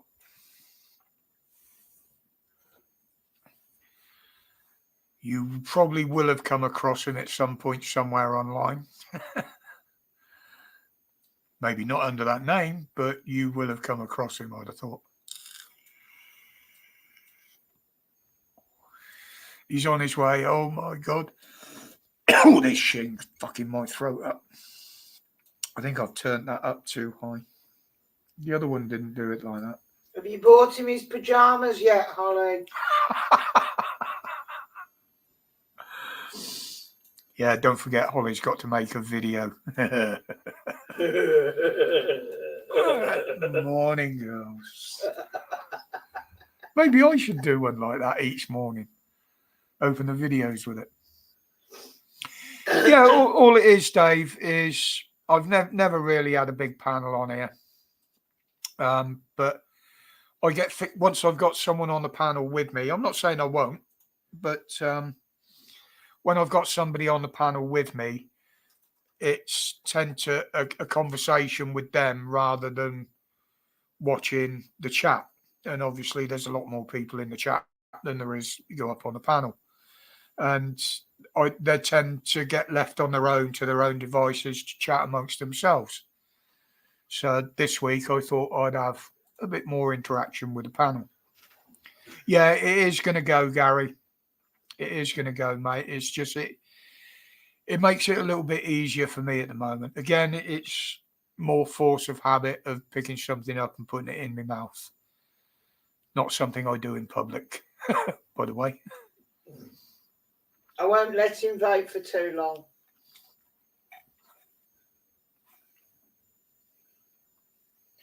I'll be nagging at him.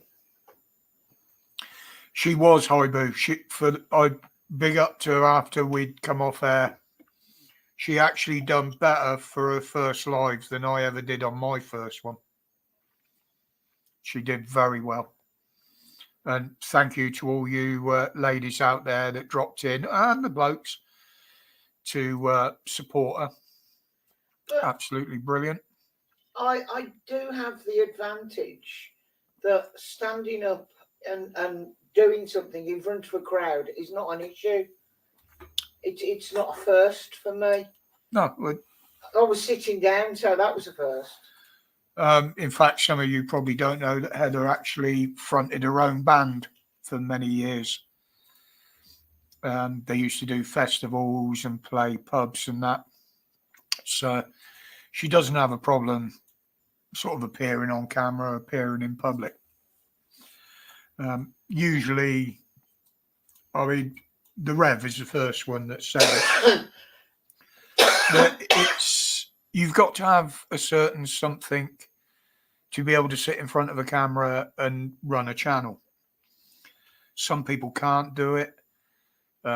Some people get over that by just having an avatar on the screen. But personally, if I think I'm talking to somebody, then out of respect, they should absolutely see who's doing the talking. I've never used an alias. I've never used an avatar. I will put something up on the screen if I'm doing something here that I don't want to be made in public, but the camera goes back on as soon as I'm done.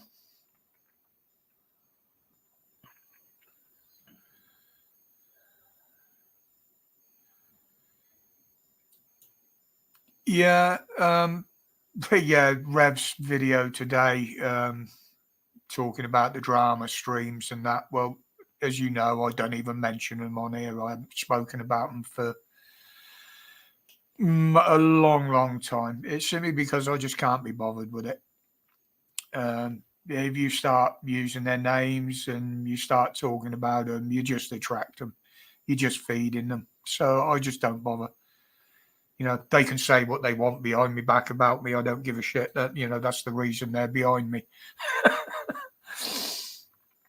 Yeah, if they're happy enough running those sort of streams, you know, they do a lot better than me view-wise. But that's why I run zero tolerance. I don't want them sort of streams. I'd rather have people come in, feel safe. They can have a chat without someone slagging them off or throwing muck at them. And you don't need to any mods either, because we just sit here and watch the chat. Yeah, Dave, I've got several people that I have seen their face. I have talked to them in private, usually through DM, Discord, Facebook, whatever. But it's always on the understanding that I never put their face on screen because they don't like to have it out in public. They you know, they've got a private life or they've got issues, and I totally respect that. I know there is times and reasons why people do it. But I'm just one of these. I prefer people to see who they're talking to. I don't hide who I am. I don't hide what I've done in the past. And I certainly don't hide much of what I intend to do in the future, as long as it gets past the censors. Yeah, politeness doesn't cost a thing, Gary. It really doesn't. And I can be. I can be as polite as anything. I'm a bit different if people get me back up, but you can't argue with a faceless entity. That's not the way I do my arguing. If I want to argue properly with somebody, I will do it face to face. And I will take the repercussions if there is any through doing that. But can I say I'm with Dave? I hate my photographs of myself. I don't like to put myself out there. And I hate the sound of my own voice when it's been recorded. So I don't know why I'm doing a live stream. I really don't. Well, I'll be honest, Dave, up until my mother died during lockdown, not connected to COVID or anything. It was a long-standing illness from long before that. I can never, ever remember a picture of me being up in the family home. Never. Any trophies that I won, I had lots of darts trophies, lots of motor racing trophies. None of those were ever displayed. Yet my brother and my sister, once they'd moved out, their stuff was all on display, pictures. Not one of me, not even when I got married originally. There was never even a wedding photo of mine up in the house for some reason. And a lot of my relatives questioned it, but they never got any answers. Yeah. that welcome to my early years. And most of the photos that were of me, I've never been allowed to have, never had access to. I got a few of me youngster, well, not even a few. I think I've only got a handful, 2 or 3 from my young years. I've got none of my old baby pictures. I've never been allowed them. And under my mum's will, I wasn't allowed anything out the house. So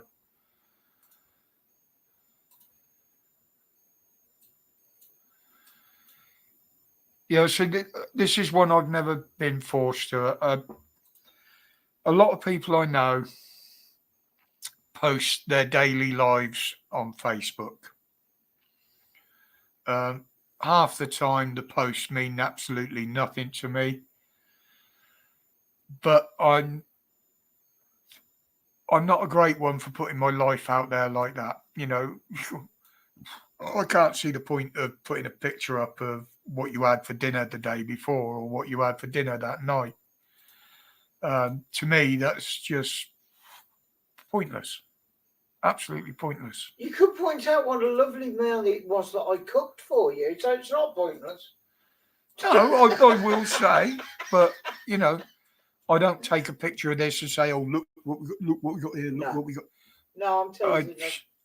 I just don't do that, and I don't bother with anybody. Friends of mine, yes, if they post something I'm interested in, I'll look at it. But stuff like that, I do understand. There are people out there that do need contact, and that is the only way that they can get contact. I could go as far to say as, that they're looking for something they're not getting somewhere else. But to me, that sort of remark is very, very derogatory. Because some people do go on there and some people do need help. Even if it's a lift in their life on some occasions, and maybe they get it through that. But I'm one that doesn't. My online stuff usually is either something to do with humour or exposing something. I have started posting a lot more of my own stuff on Facebook with memes and stuff like that. Again, it's something new. I've been learning with the computer how to put masks and overlays and stuff like that, and I have some fun with it. But those are technical. Is Sorority in here? Hello, mate. Sorry, buddy, I didn't see you there. I'll say that again. Those are achievements, darling, where you've learned how to use software. So they are things to be proud of, and I'm proud of what you've learned. I'm actually proud of myself that I've been able to learn it. I didn't, you know what I was like. Oh yeah. I was terrified of touching anything to do with a computer in case I fucked something up. But over the last few years, well, you've had your own computer, so it wasn't quite so bad. Those that moan about me being on here, and some do, believe it or not, you have people like Dan from Police Abusing Powers and Holly, and a few people like that who actually persuaded me to start my own channel. Why do we regret it? And I remember the first time I ever appeared on a live on a panel, funny enough, was with Matrix. And it was the first time I'd ever gone on a panel, and it was the first time he'd ever had a guest on a panel. And one of the subscribers in there, I was just watching the live and chatting, actually talked me through the stages of how to get StreamYard, how to get on there, get up on the panel. So sometimes he's watching in the background. So Andy, if you're out there, mate, thank you very much for that. You were a big part of me taking up YouTubing a bit more than just watching videos, shall I say.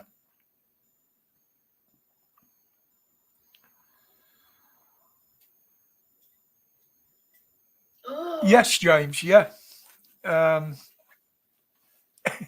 Even the bin man that we have regularly now, he's a subscriber as well. There is a couple more up the road, and like you say, oh, do you ever watch so and so? Well, yeah, like the Rev. You watch the Reverend Simon Sideways? Well, yeah, I've been down, met the guy. Same with Dan. I think that was the funniest thing when we were talking to Palm and Mike outside. Oh, do you know them? Hi, Boo. I actually knew Dan through his channel. I've always followed police corruption and what they were doing. And I used to watch a lot of videos about it on Facebook, obviously, on YouTube, when I was just a watcher, a lurker, whatever you like to call it. And I liked the way he did things, and I liked the way he presented things. He's like me at times. He's got a very strange sense of humor, and we just kind of hit it off, bouncing off each other. And the same with Holly. And then the first meetup was his birthday a few years back, where he invited us up, along with other people, obviously, to actually go and meet him in person. And that takes a lot for Dan to do that, believe me. He's not usually a people's person in public. But we all got on. And the way you see us playing up and having a laugh on the panels and that on the live streams, that's exactly what us lot are like when we get together in person as well. Is YouTube famous, infamous? Yes, Dave. It is a standing joke now that he's YouTube famous. But no, they're the sort of people that gave me the push to come on. You're great on the police. You got a bit of sense about you around that. What else you do? And I've never really been political minded, to be honest. And I've only ever voted once before last week.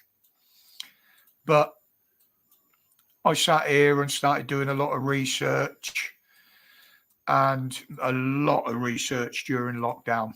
And I was quite horrified by some of the things I was finding during that research. And not knowing too much of the ins and outs of YouTube, obviously, I started putting out content that I thought was absolutely fine because it was common knowledge. But obviously, YouTube didn't see me that way. And after getting suspended twice with some very stern warnings, I thought, okay, I've got to start thinking about this and looking at the way I put things together, especially in the videos. Someone said in the comments earlier on about I used to love your rants. Unfortunately, I can't do the rants like I used to because I just get told it's against YouTube policy with some of the stuff that I used to put out, and more the way I used to put it out. So my rants are a little bit more subtle now, but as people that know me and that watch me regular, the usual messages between the lines. You know, they're just hints, but everybody knows what I'm talking about. You know, we can talk openly now about certain aspects of COVID because it's all out in public. But whereas before, you know, what now is common knowledge and we knew as fact back then, they wouldn't allow up as fact because it didn't follow the narrative. And it pointed to the fact that certain members of society, shall I call them, we now know them as Big Pharma and government, and also the police, were absolutely lying through their fucking teeth what they were telling us. And it was things like that that actually convinced me to keep going and look deeper. Yes, most of my videos now are certain stories that are in the news, which I give my opinions on or put the actual truth of the story out. But the weekend rants seem to be doing better than the normal weekly videos that I do, which is quite surprising. I know people at weekends when I do them have got more time to watch, so it's probably reaching a bigger audience, even though YouTube don't put me out as much as they should. But yes, Scott, we all need a rant now and again. I mean, my biggest release when things used to get really on top of me, we'd take the mountain bikes up out into the middle of Cannock Chase somewhere, and I would just stand there and start screaming my fucking head off just to get it out. I can't even get up there now. I haven't got the energy to even get up there to do it. But it's really sad that I feel that the only reason channels like mine exist is because there is so much corruption out there. You know, I mean, and this is why I keep doing it. Cannock Chase. Yeah, but that's the trails, ain't it, Dave? We used to go to Style Cop. I was a downhill boy. I used to actually race with the Racers Guild up there on the downhill. Although they used to make me go in the veterans class, which really pissed me off because I was faster than most of the younger lads that used to get up there. But now I'd struggle to even walk up the hill up there now, let alone ride down it.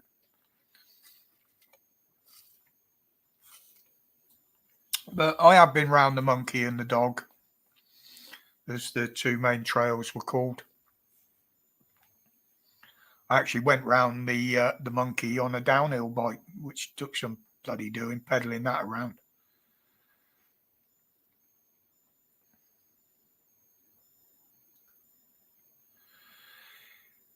Yeah, I mean, I don't do a lot of TV, Stuart.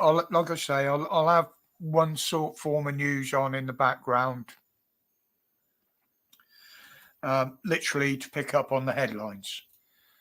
And as soon as I see a new headline, I'll turn the volume up. I'll listen to what they've got to say about it. and then I'll go look to see what the true story is, what they're not showing about it, what they're cutting out about it. Like if anybody saw the headlines where the French police stopped one of the boats from being launched. Well, we've only seen, that I can remember, 2 headlines where they actually put footage out of that. And on both occasions, I believe, and in my opinion this is, that both of those were faked. They were staged for the cameras because they just come across that way. And that is the only time I've ever heard of them doing it. Well, they'd have had to be staged, otherwise there wouldn't be anybody there with a bloody camera. Exactly. And what was that from, man? Car door. We know they use crisis actors in all sorts of news. The absolute classic example was the other day. Who was it did the interview? I think it was Sly News. Now, they were supposed to have been interviewing a young girl, a teenager, that was on the dinghy where 5 people died. Couple of youngsters, kids were drowned on the sandbank, and for some reason 3 others went missing a bit later out in the channel. Now, to show how idiotic it was, I said this earlier, during her interview, she said she was born in Belgium.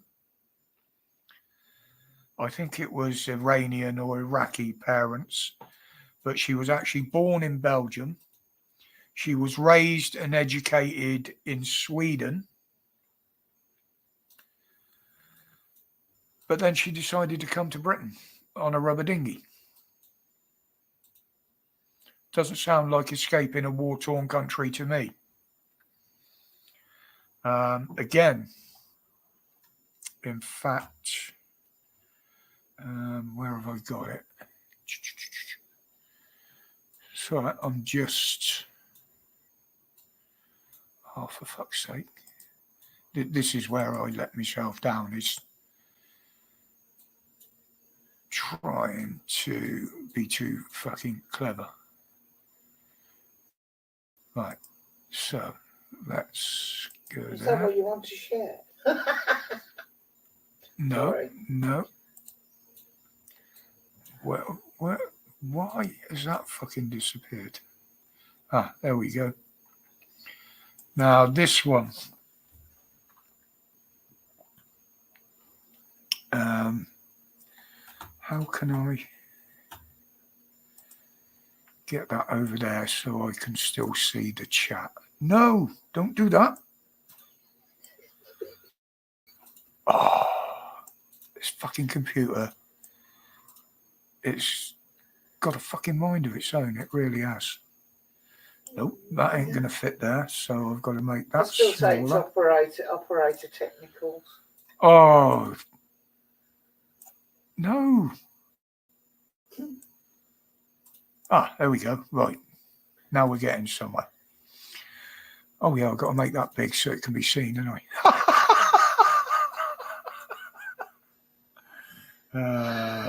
Where are we? Right. Share screen. Share screen. Windows. That fucker there. Right. Share. That doesn't come up. Yeah, there we go. Right. Now, this one. This is about an asylum seeker in Ireland. Some of you may have seen it from the Daily Mail Online. Now, if you look at this guy, he's living in a tent over in Ireland. Now, I actually questioned last week, if you remember, on how these people were getting to Ireland from England. So, we'll read on. He's 28 years old, was from Afghanistan, and he actually said how he got across the Irish Sea.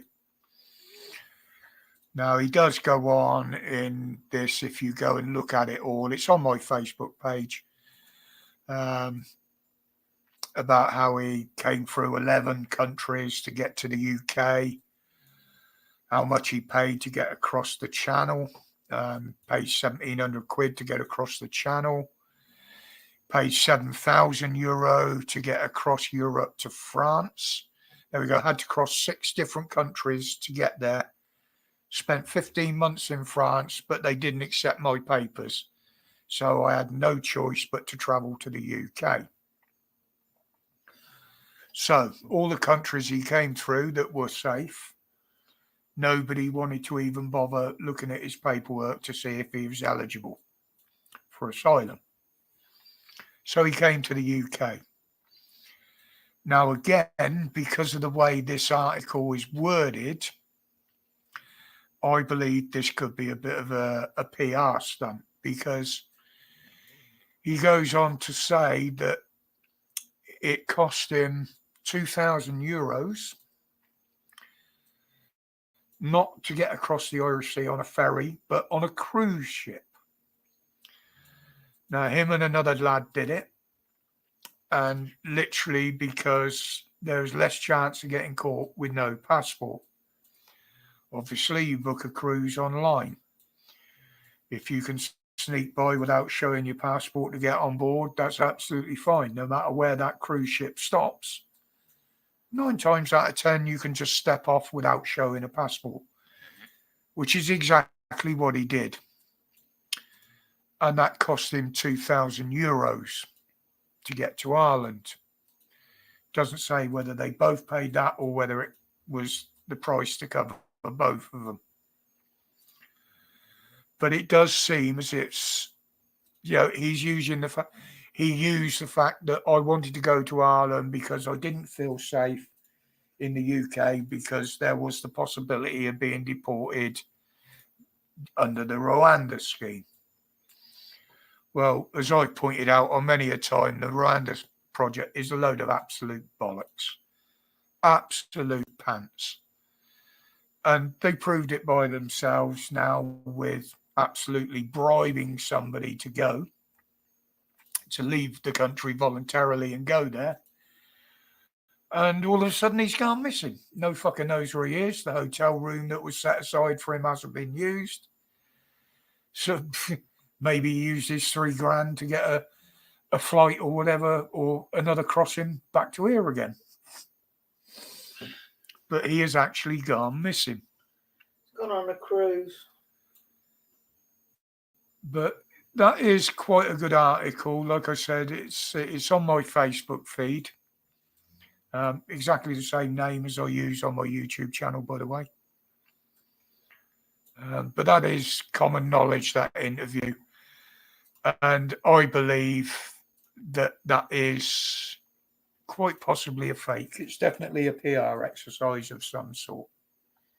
Can I say to you guys out there, if you want to add Roger as a friend and your name is not your screen name on YouTube, put a comment, send him a message, do something, because he won't accept you if he doesn't know who John Smith is. There's so many people use so many different names between YouTube, Facebook, and what have you. And because of the trolls and the idiots, I don't tend to accept friends requests from people I don't know. I'm the same. Unfortunately, it's just something that we've got to do.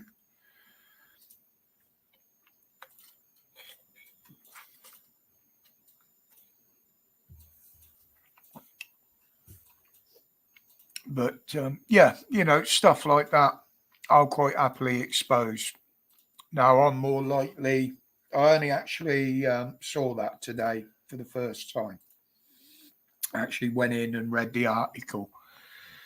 Now, I'm more inclined now to get in touch with some of my Irish relatives over there to find out what they know about this, see if anything's been posted or put in the press over there about this case. World is not all it seems. Welcome. No, it's not all that it seems. Far from it.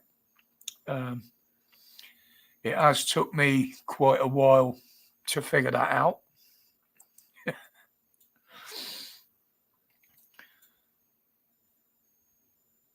But I will say, not all it seems. That picture on your profile, is that from the Jean-Michel Jarre album?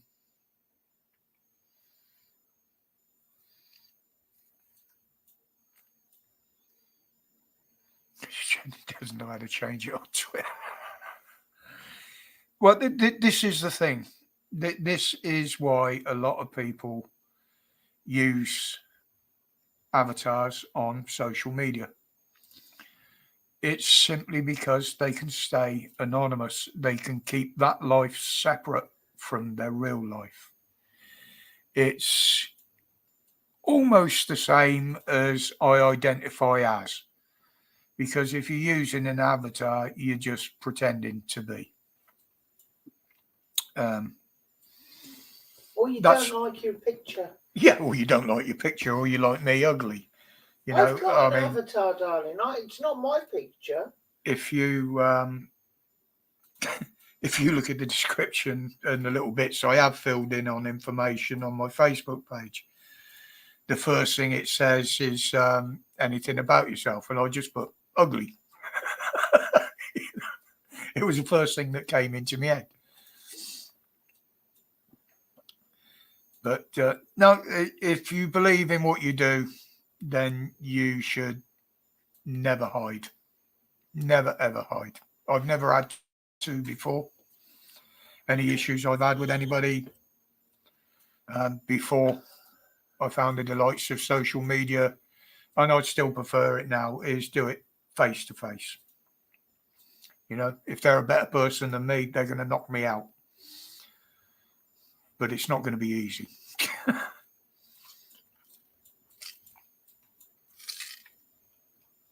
Exactly, Dave. Exactly. I have got things wrong in the past on here.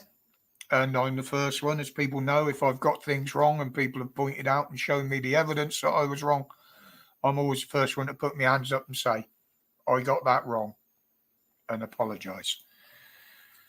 But I will stand by anything usually that I've said, unless I'm proved wrong, obviously, as I say.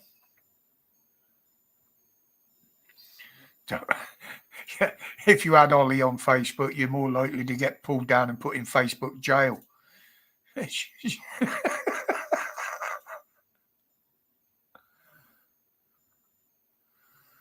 Phone thief hit by car, his partner pulls out a machete. That I can believe.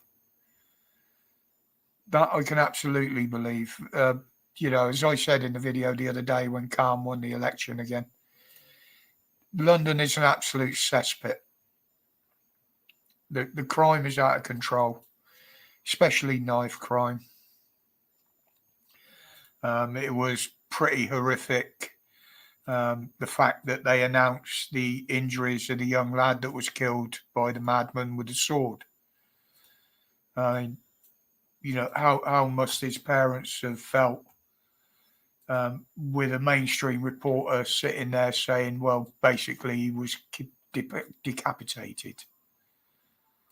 No parent is going to want to be reminded of that. The police officer that got her hand injured badly, from what was said about her injuries, I would say they're more likely to be defensive injuries. Most of the injuries were to her hand and her arm, which would be consistent with trying to block a sword swing. Well, I know from training that you don't step back from a sword swing, you step into it. The closer you are, the harder it is for them to use a sword against you. But it takes some bottle to do that, and it's got to be a snap decision, and you've got to know what you're doing when you do it. Otherwise, yes, you are going to get seriously fucked up. I want to know if when he stands up in court, he says there can be only one. What? Highlander decapitating people. Oh, Sorry. yeah, that's not within keeping of what I was trying to say there. But yeah, putting something like that out, it's. But the thing is, now with Khan still in charge, it doesn't look like he's going to try and stop any of it. In fact, he's actually openly publicising the fact that he's in with a lot of these Islamists. There's plenty of films, clips of that out there where he's backing them. There was one in particular, I think it was today, it got posted, I looked at, where he openly talked about building so many thousand new council homes. But the way he put it, it sounded like it was for Muslims. And I'll call them his people, shall I, for instance. When you got the city mayor, the mayor of the capital city, or alleged capital, I don't believe it is now, saying something like that, and people don't react to it, well, yeah, this is what I mean, Shirality.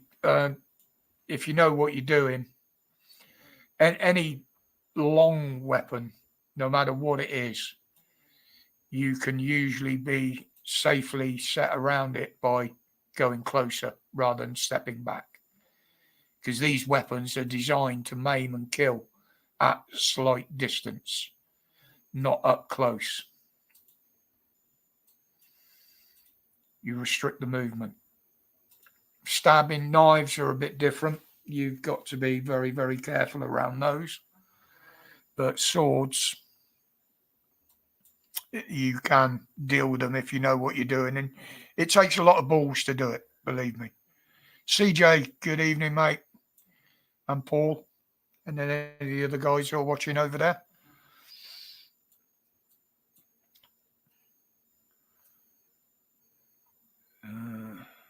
What we got in here?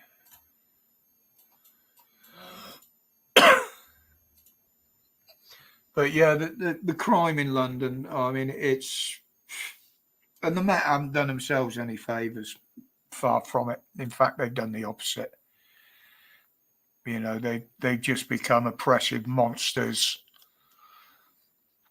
and they're more likely to try and prosecute a victim of a crime than actually catch a person that committed the crime. We see this over and over, especially if you're white and English. They really don't give a shit.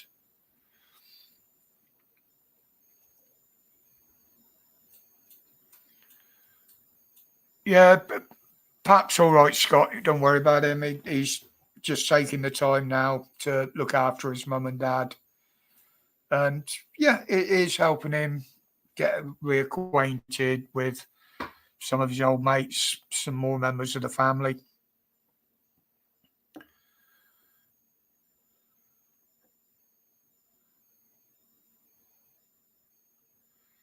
Yeah, Scott, if you're telling the truth, you're a target by the authorities. That's what they see you as. Sorry, resist. No, the settings won't allow you. No links allowed in the chat. You can put them in the comments under the video and under the stream once it's finished, but it won't actually come up on there until I've seen it and okayed it. They're always held for review.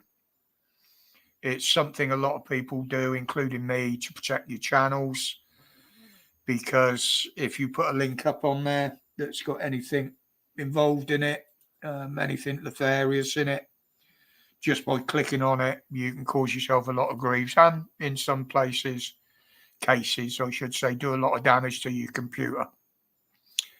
So I always tend to not let links put up.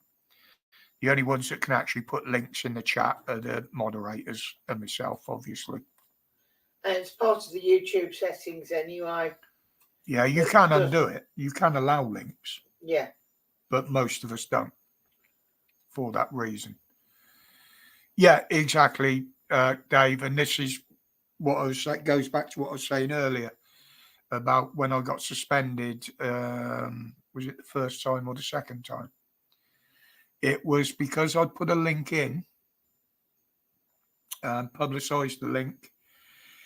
It wasn't direct to the information. Now, it was medical information.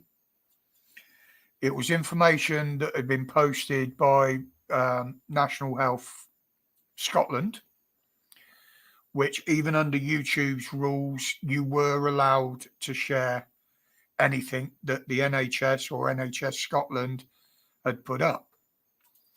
But because I'd posted a link to another article that had the link to the information in, they classed the link as misinformation and pulled me down for, I think it was a month that time. Literally because I put a link to a link. That got my channel banned for a month.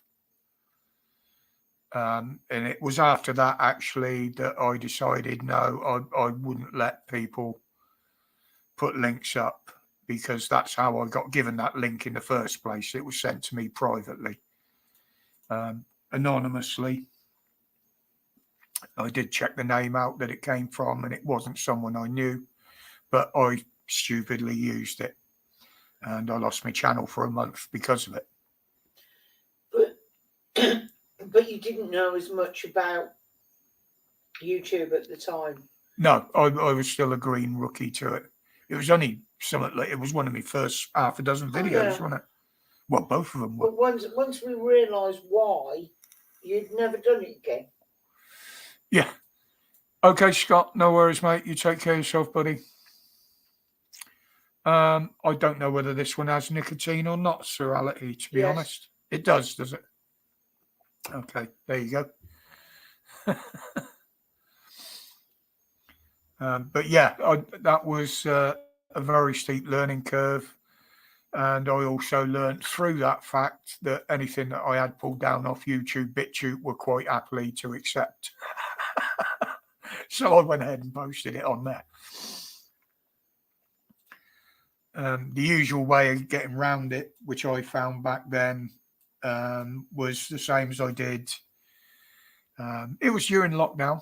So obviously the big talk was about vaccines and viruses and shit like that. But all right, CJ, no worries, mate. Thanks for dropping in, buddy. Appreciate it, mate. Say hi to Paul and the guys for me over there. What I did to get round it was post what I classed as two educational videos on the swine flu outbreak back in '76 and before that. What had happened over it, how the vaccine rollout went, including the problems surrounding the vaccine and the issues it caused. And in particular, how much it cost us, the taxpayer, because the new act back then that was brought in absolutely gave people the right to sue for any damages through it. But the government agreed with Big Pharma that if they were sued for it, they would pick up the tab for the compensation. And over the case of, I think it was 8 nurses from the NHS who were told they would, this was back in 1976 or even earlier, they were told they would lose their jobs if they didn't take it. So they all took it. All right, Holly, no worries, sweetheart. Enjoy the rest of your day off. It sounds like you've had a good one. Where was I? Yeah, and those 8 nurses between them, and it wasn't settled until that long ago. I think it was 2018. They actually got £60 million between the 8 of them.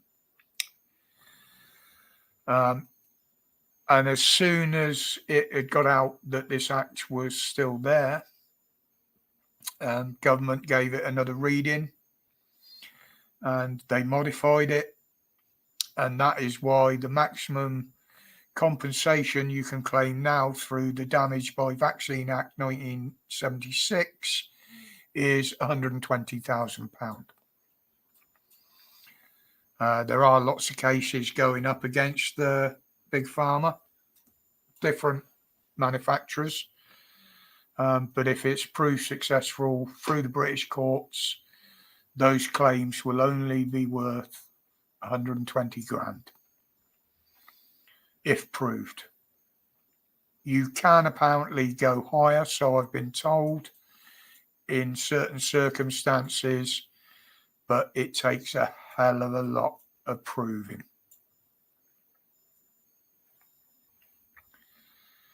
So they knew it was coming. They knew it was going to cost them. So damage limitation, they cut down on the amount that you can claim. Likewise, the same has happened with the post office inquiry. It is open-ended on the amount of compensation you can claim over that, but they set limits. One of them is if you accept the compensation, then you can't do any follow-up and claim anymore.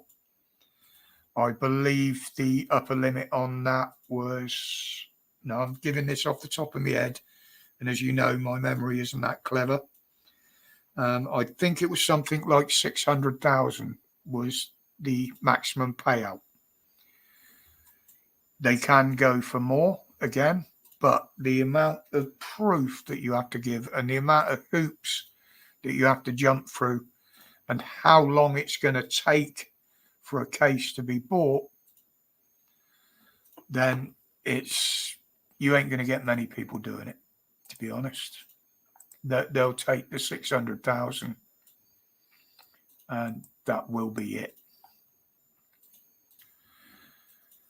So that's the price of life for those that lost their life because of it for various reasons, illness, stress, some even taking their own lives.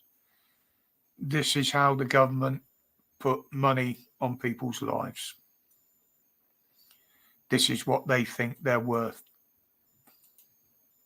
It's a pittance, really.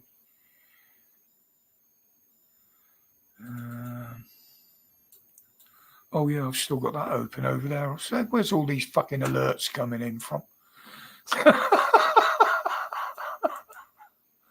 This is what I say when I've got too much open and like when I'm on a panel.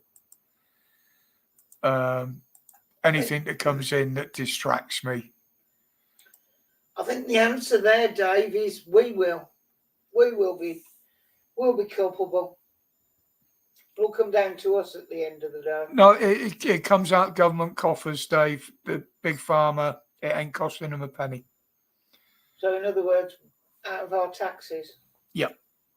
And that is actually in the Damage by Vaccines Act 1976 that the government agreed. And this is American government as well, by the way.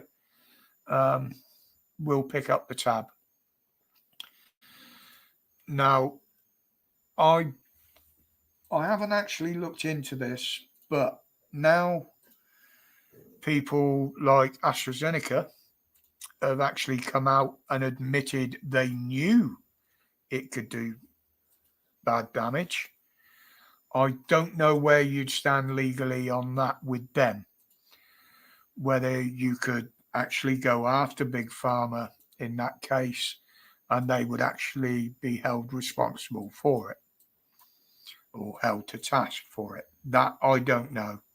I haven't heard of anybody doing it, but that is certainly a possibility. I wonder how much Kate will get for Ted Derrick. Yeah, the maximum HIBU would be the 120 grand. I think they actually proved that his issue was caused by it, so she wouldn't have much of a problem bringing a case. She probably can afford to bring the case as well.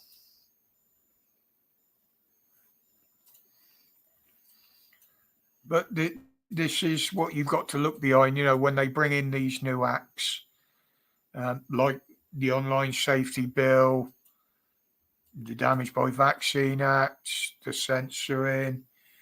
Unless you actually go through and read these, you just don't know what they're entailed.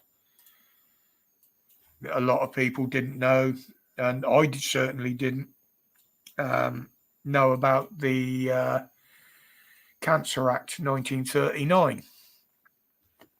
You read that, that's an interesting read. And again, it's been updated quite recently, in fact, last month,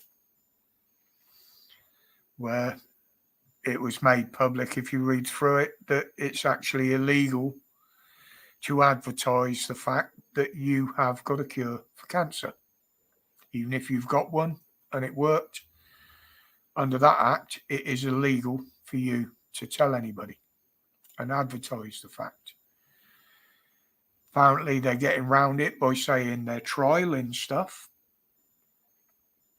I heard today, whether it's fact or not, so I'm only going to say this is what I've heard, so it could be just hearsay.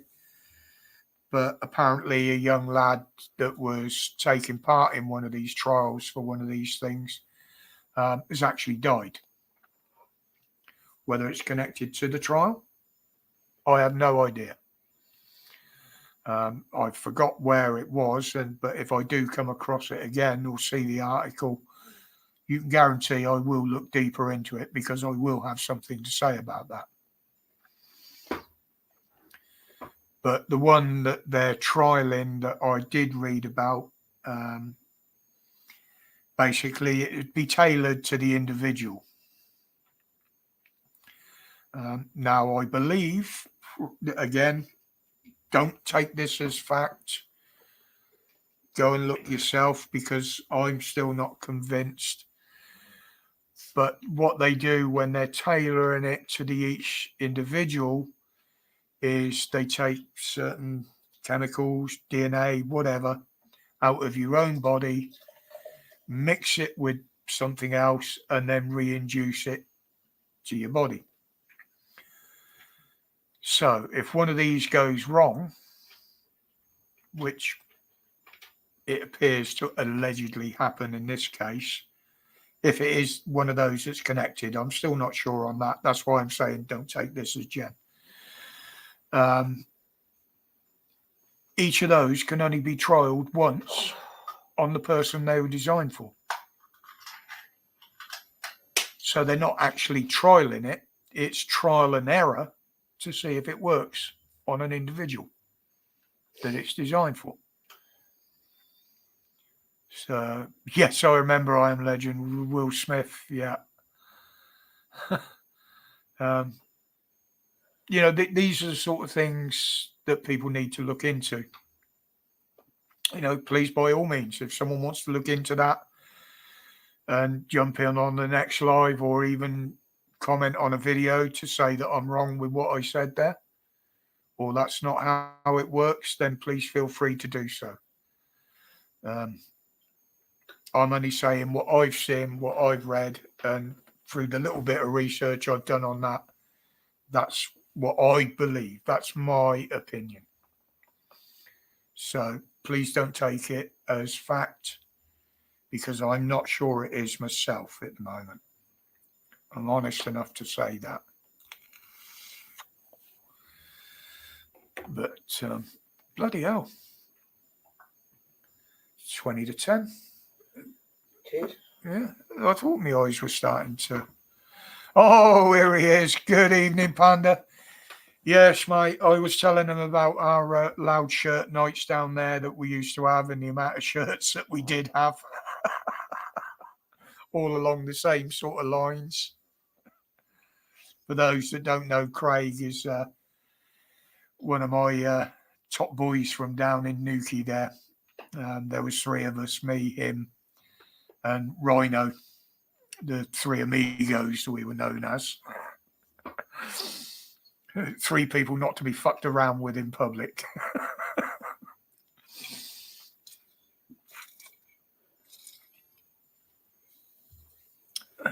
yeah, the good old days when you could actually go out and have fun.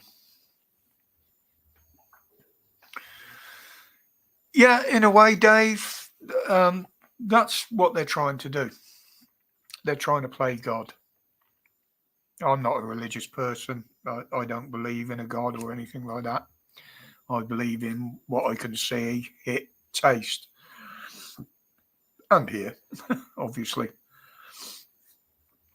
But why was he called Rhino? Because if he got hold of you or run into you, that's what you felt like you'd been hit by. Because he looked like a rhino. He was a big lad and a rugby player as well. But the two guys, Craig and Rhino, I know for a fact if it was needed, those guys would put their life on the line for me. And I would have done the same for either of those. We all knew that. We all worked the doors. And yeah, we were a little tight knit group. And you wouldn't need to be asked to watch each other's back. You did it instinctively and very effectively as well between the three of us. But unfortunately, Rhino and Craig himself have had health issues in the last few years. Unfortunately, Craig won't mind me saying, but he suffered stroke, same as me, same as Dan. Rhino, I think his was physical. I don't quite know the ins and outs. I've only spoke to him a couple of times lately, and I'm one of these that don't like to ask. You know, if people want to give that information, then it'd be up to them to volunteer it. I've never looked Haibu, to be honest. But the last time I saw him down there, he did have a lovely little wife. And whether he still has. Yeah, Craig himself has got a lovely little wife. I've got a lovely partner, but not a wife as such yet. That may well be corrected in the near future, but closest, damn it. But no, Rhino was he was into his bikes like me. He had quite a good collection. A Harley. He's done tours out in America on them and all sorts. But that's just a little bit about my past from back then. Some of you know the stories. Those of you that know me personally, have met me, have heard them. Even James there, he's heard of a few, and he was only our neighbour here.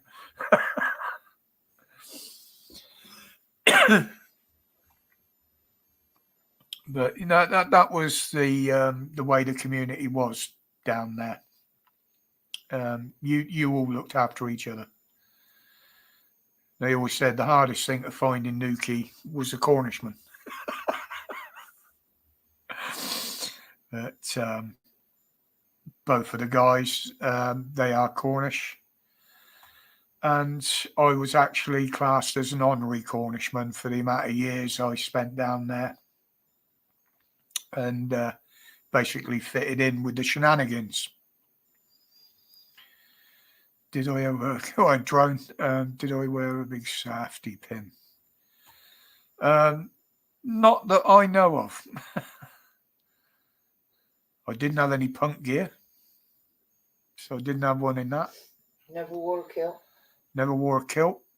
I must have done it some point because I do remember being told, well, the fact that there weren't any Pampers or sticky nappies. It was the old cloth. Apart from proper baby nappies, yes, we all wore them then. Yeah. Never put one through my nose. I did have earrings, but they got pulled out years ago. Right, guys, I am starting to struggle with my eyes here a bit, trying to focus on the thing. I've kept it going as long as I can tonight. Almost the 10 o'clock cut-off time that I usually go to. But just be aware that I will be closing down very shortly. Used to let other bikers, they're just passing through. Yeah, there's a difference between bikers and motorcyclists, Drone. A big difference. For a lot of people that get called bikers in this country, it's more of a hobby or transport. Proper bikers, it's more of a lifestyle. Yeah, take care, Dave. Thanks for dropping in, mate. Like I say, we don't see you that often now, but I'll let you get off and do some work.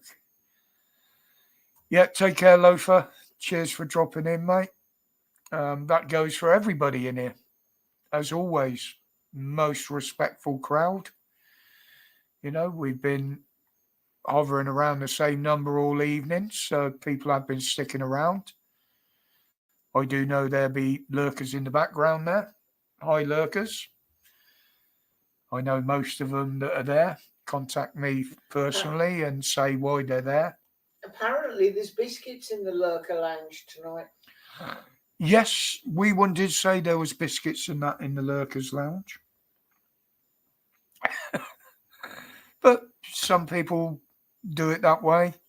Some people don't like to get heavily involved, but they like to listen and drop the odd comment in. Behind every man, there is a great woman. Who said that? I said it's Sorality because there she is. And no, I'm not creeping for anything tonight because by the time I finish on here, I'll be too knackered for anything. But no, she does give me a lot of support and has done all the way through in what I do on here.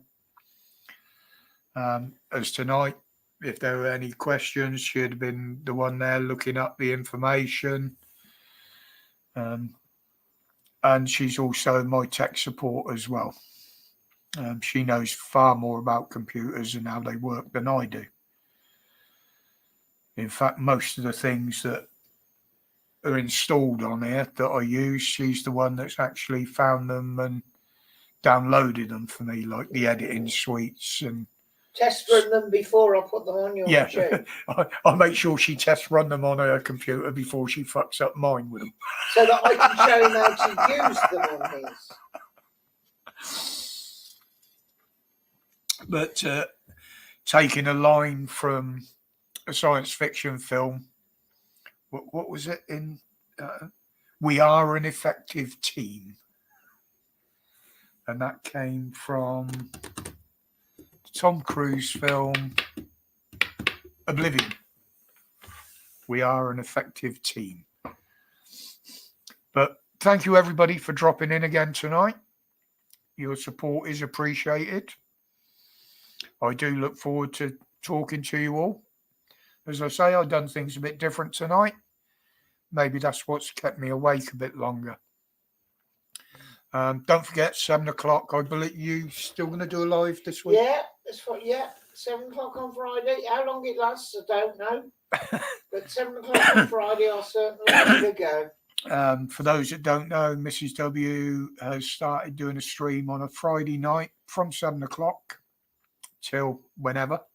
Like you say, there's never set a time on it. It's more of a girly stream. It's for the girlies, so they've got somewhere to go and have a chat about girly things. She does have a panel. Same rules apply as they do on here. If you're on the panel, you will be vetted before you go up, unless you're known to us. I tend to stay in the background and just work in the chat. It's her channel. It's her time.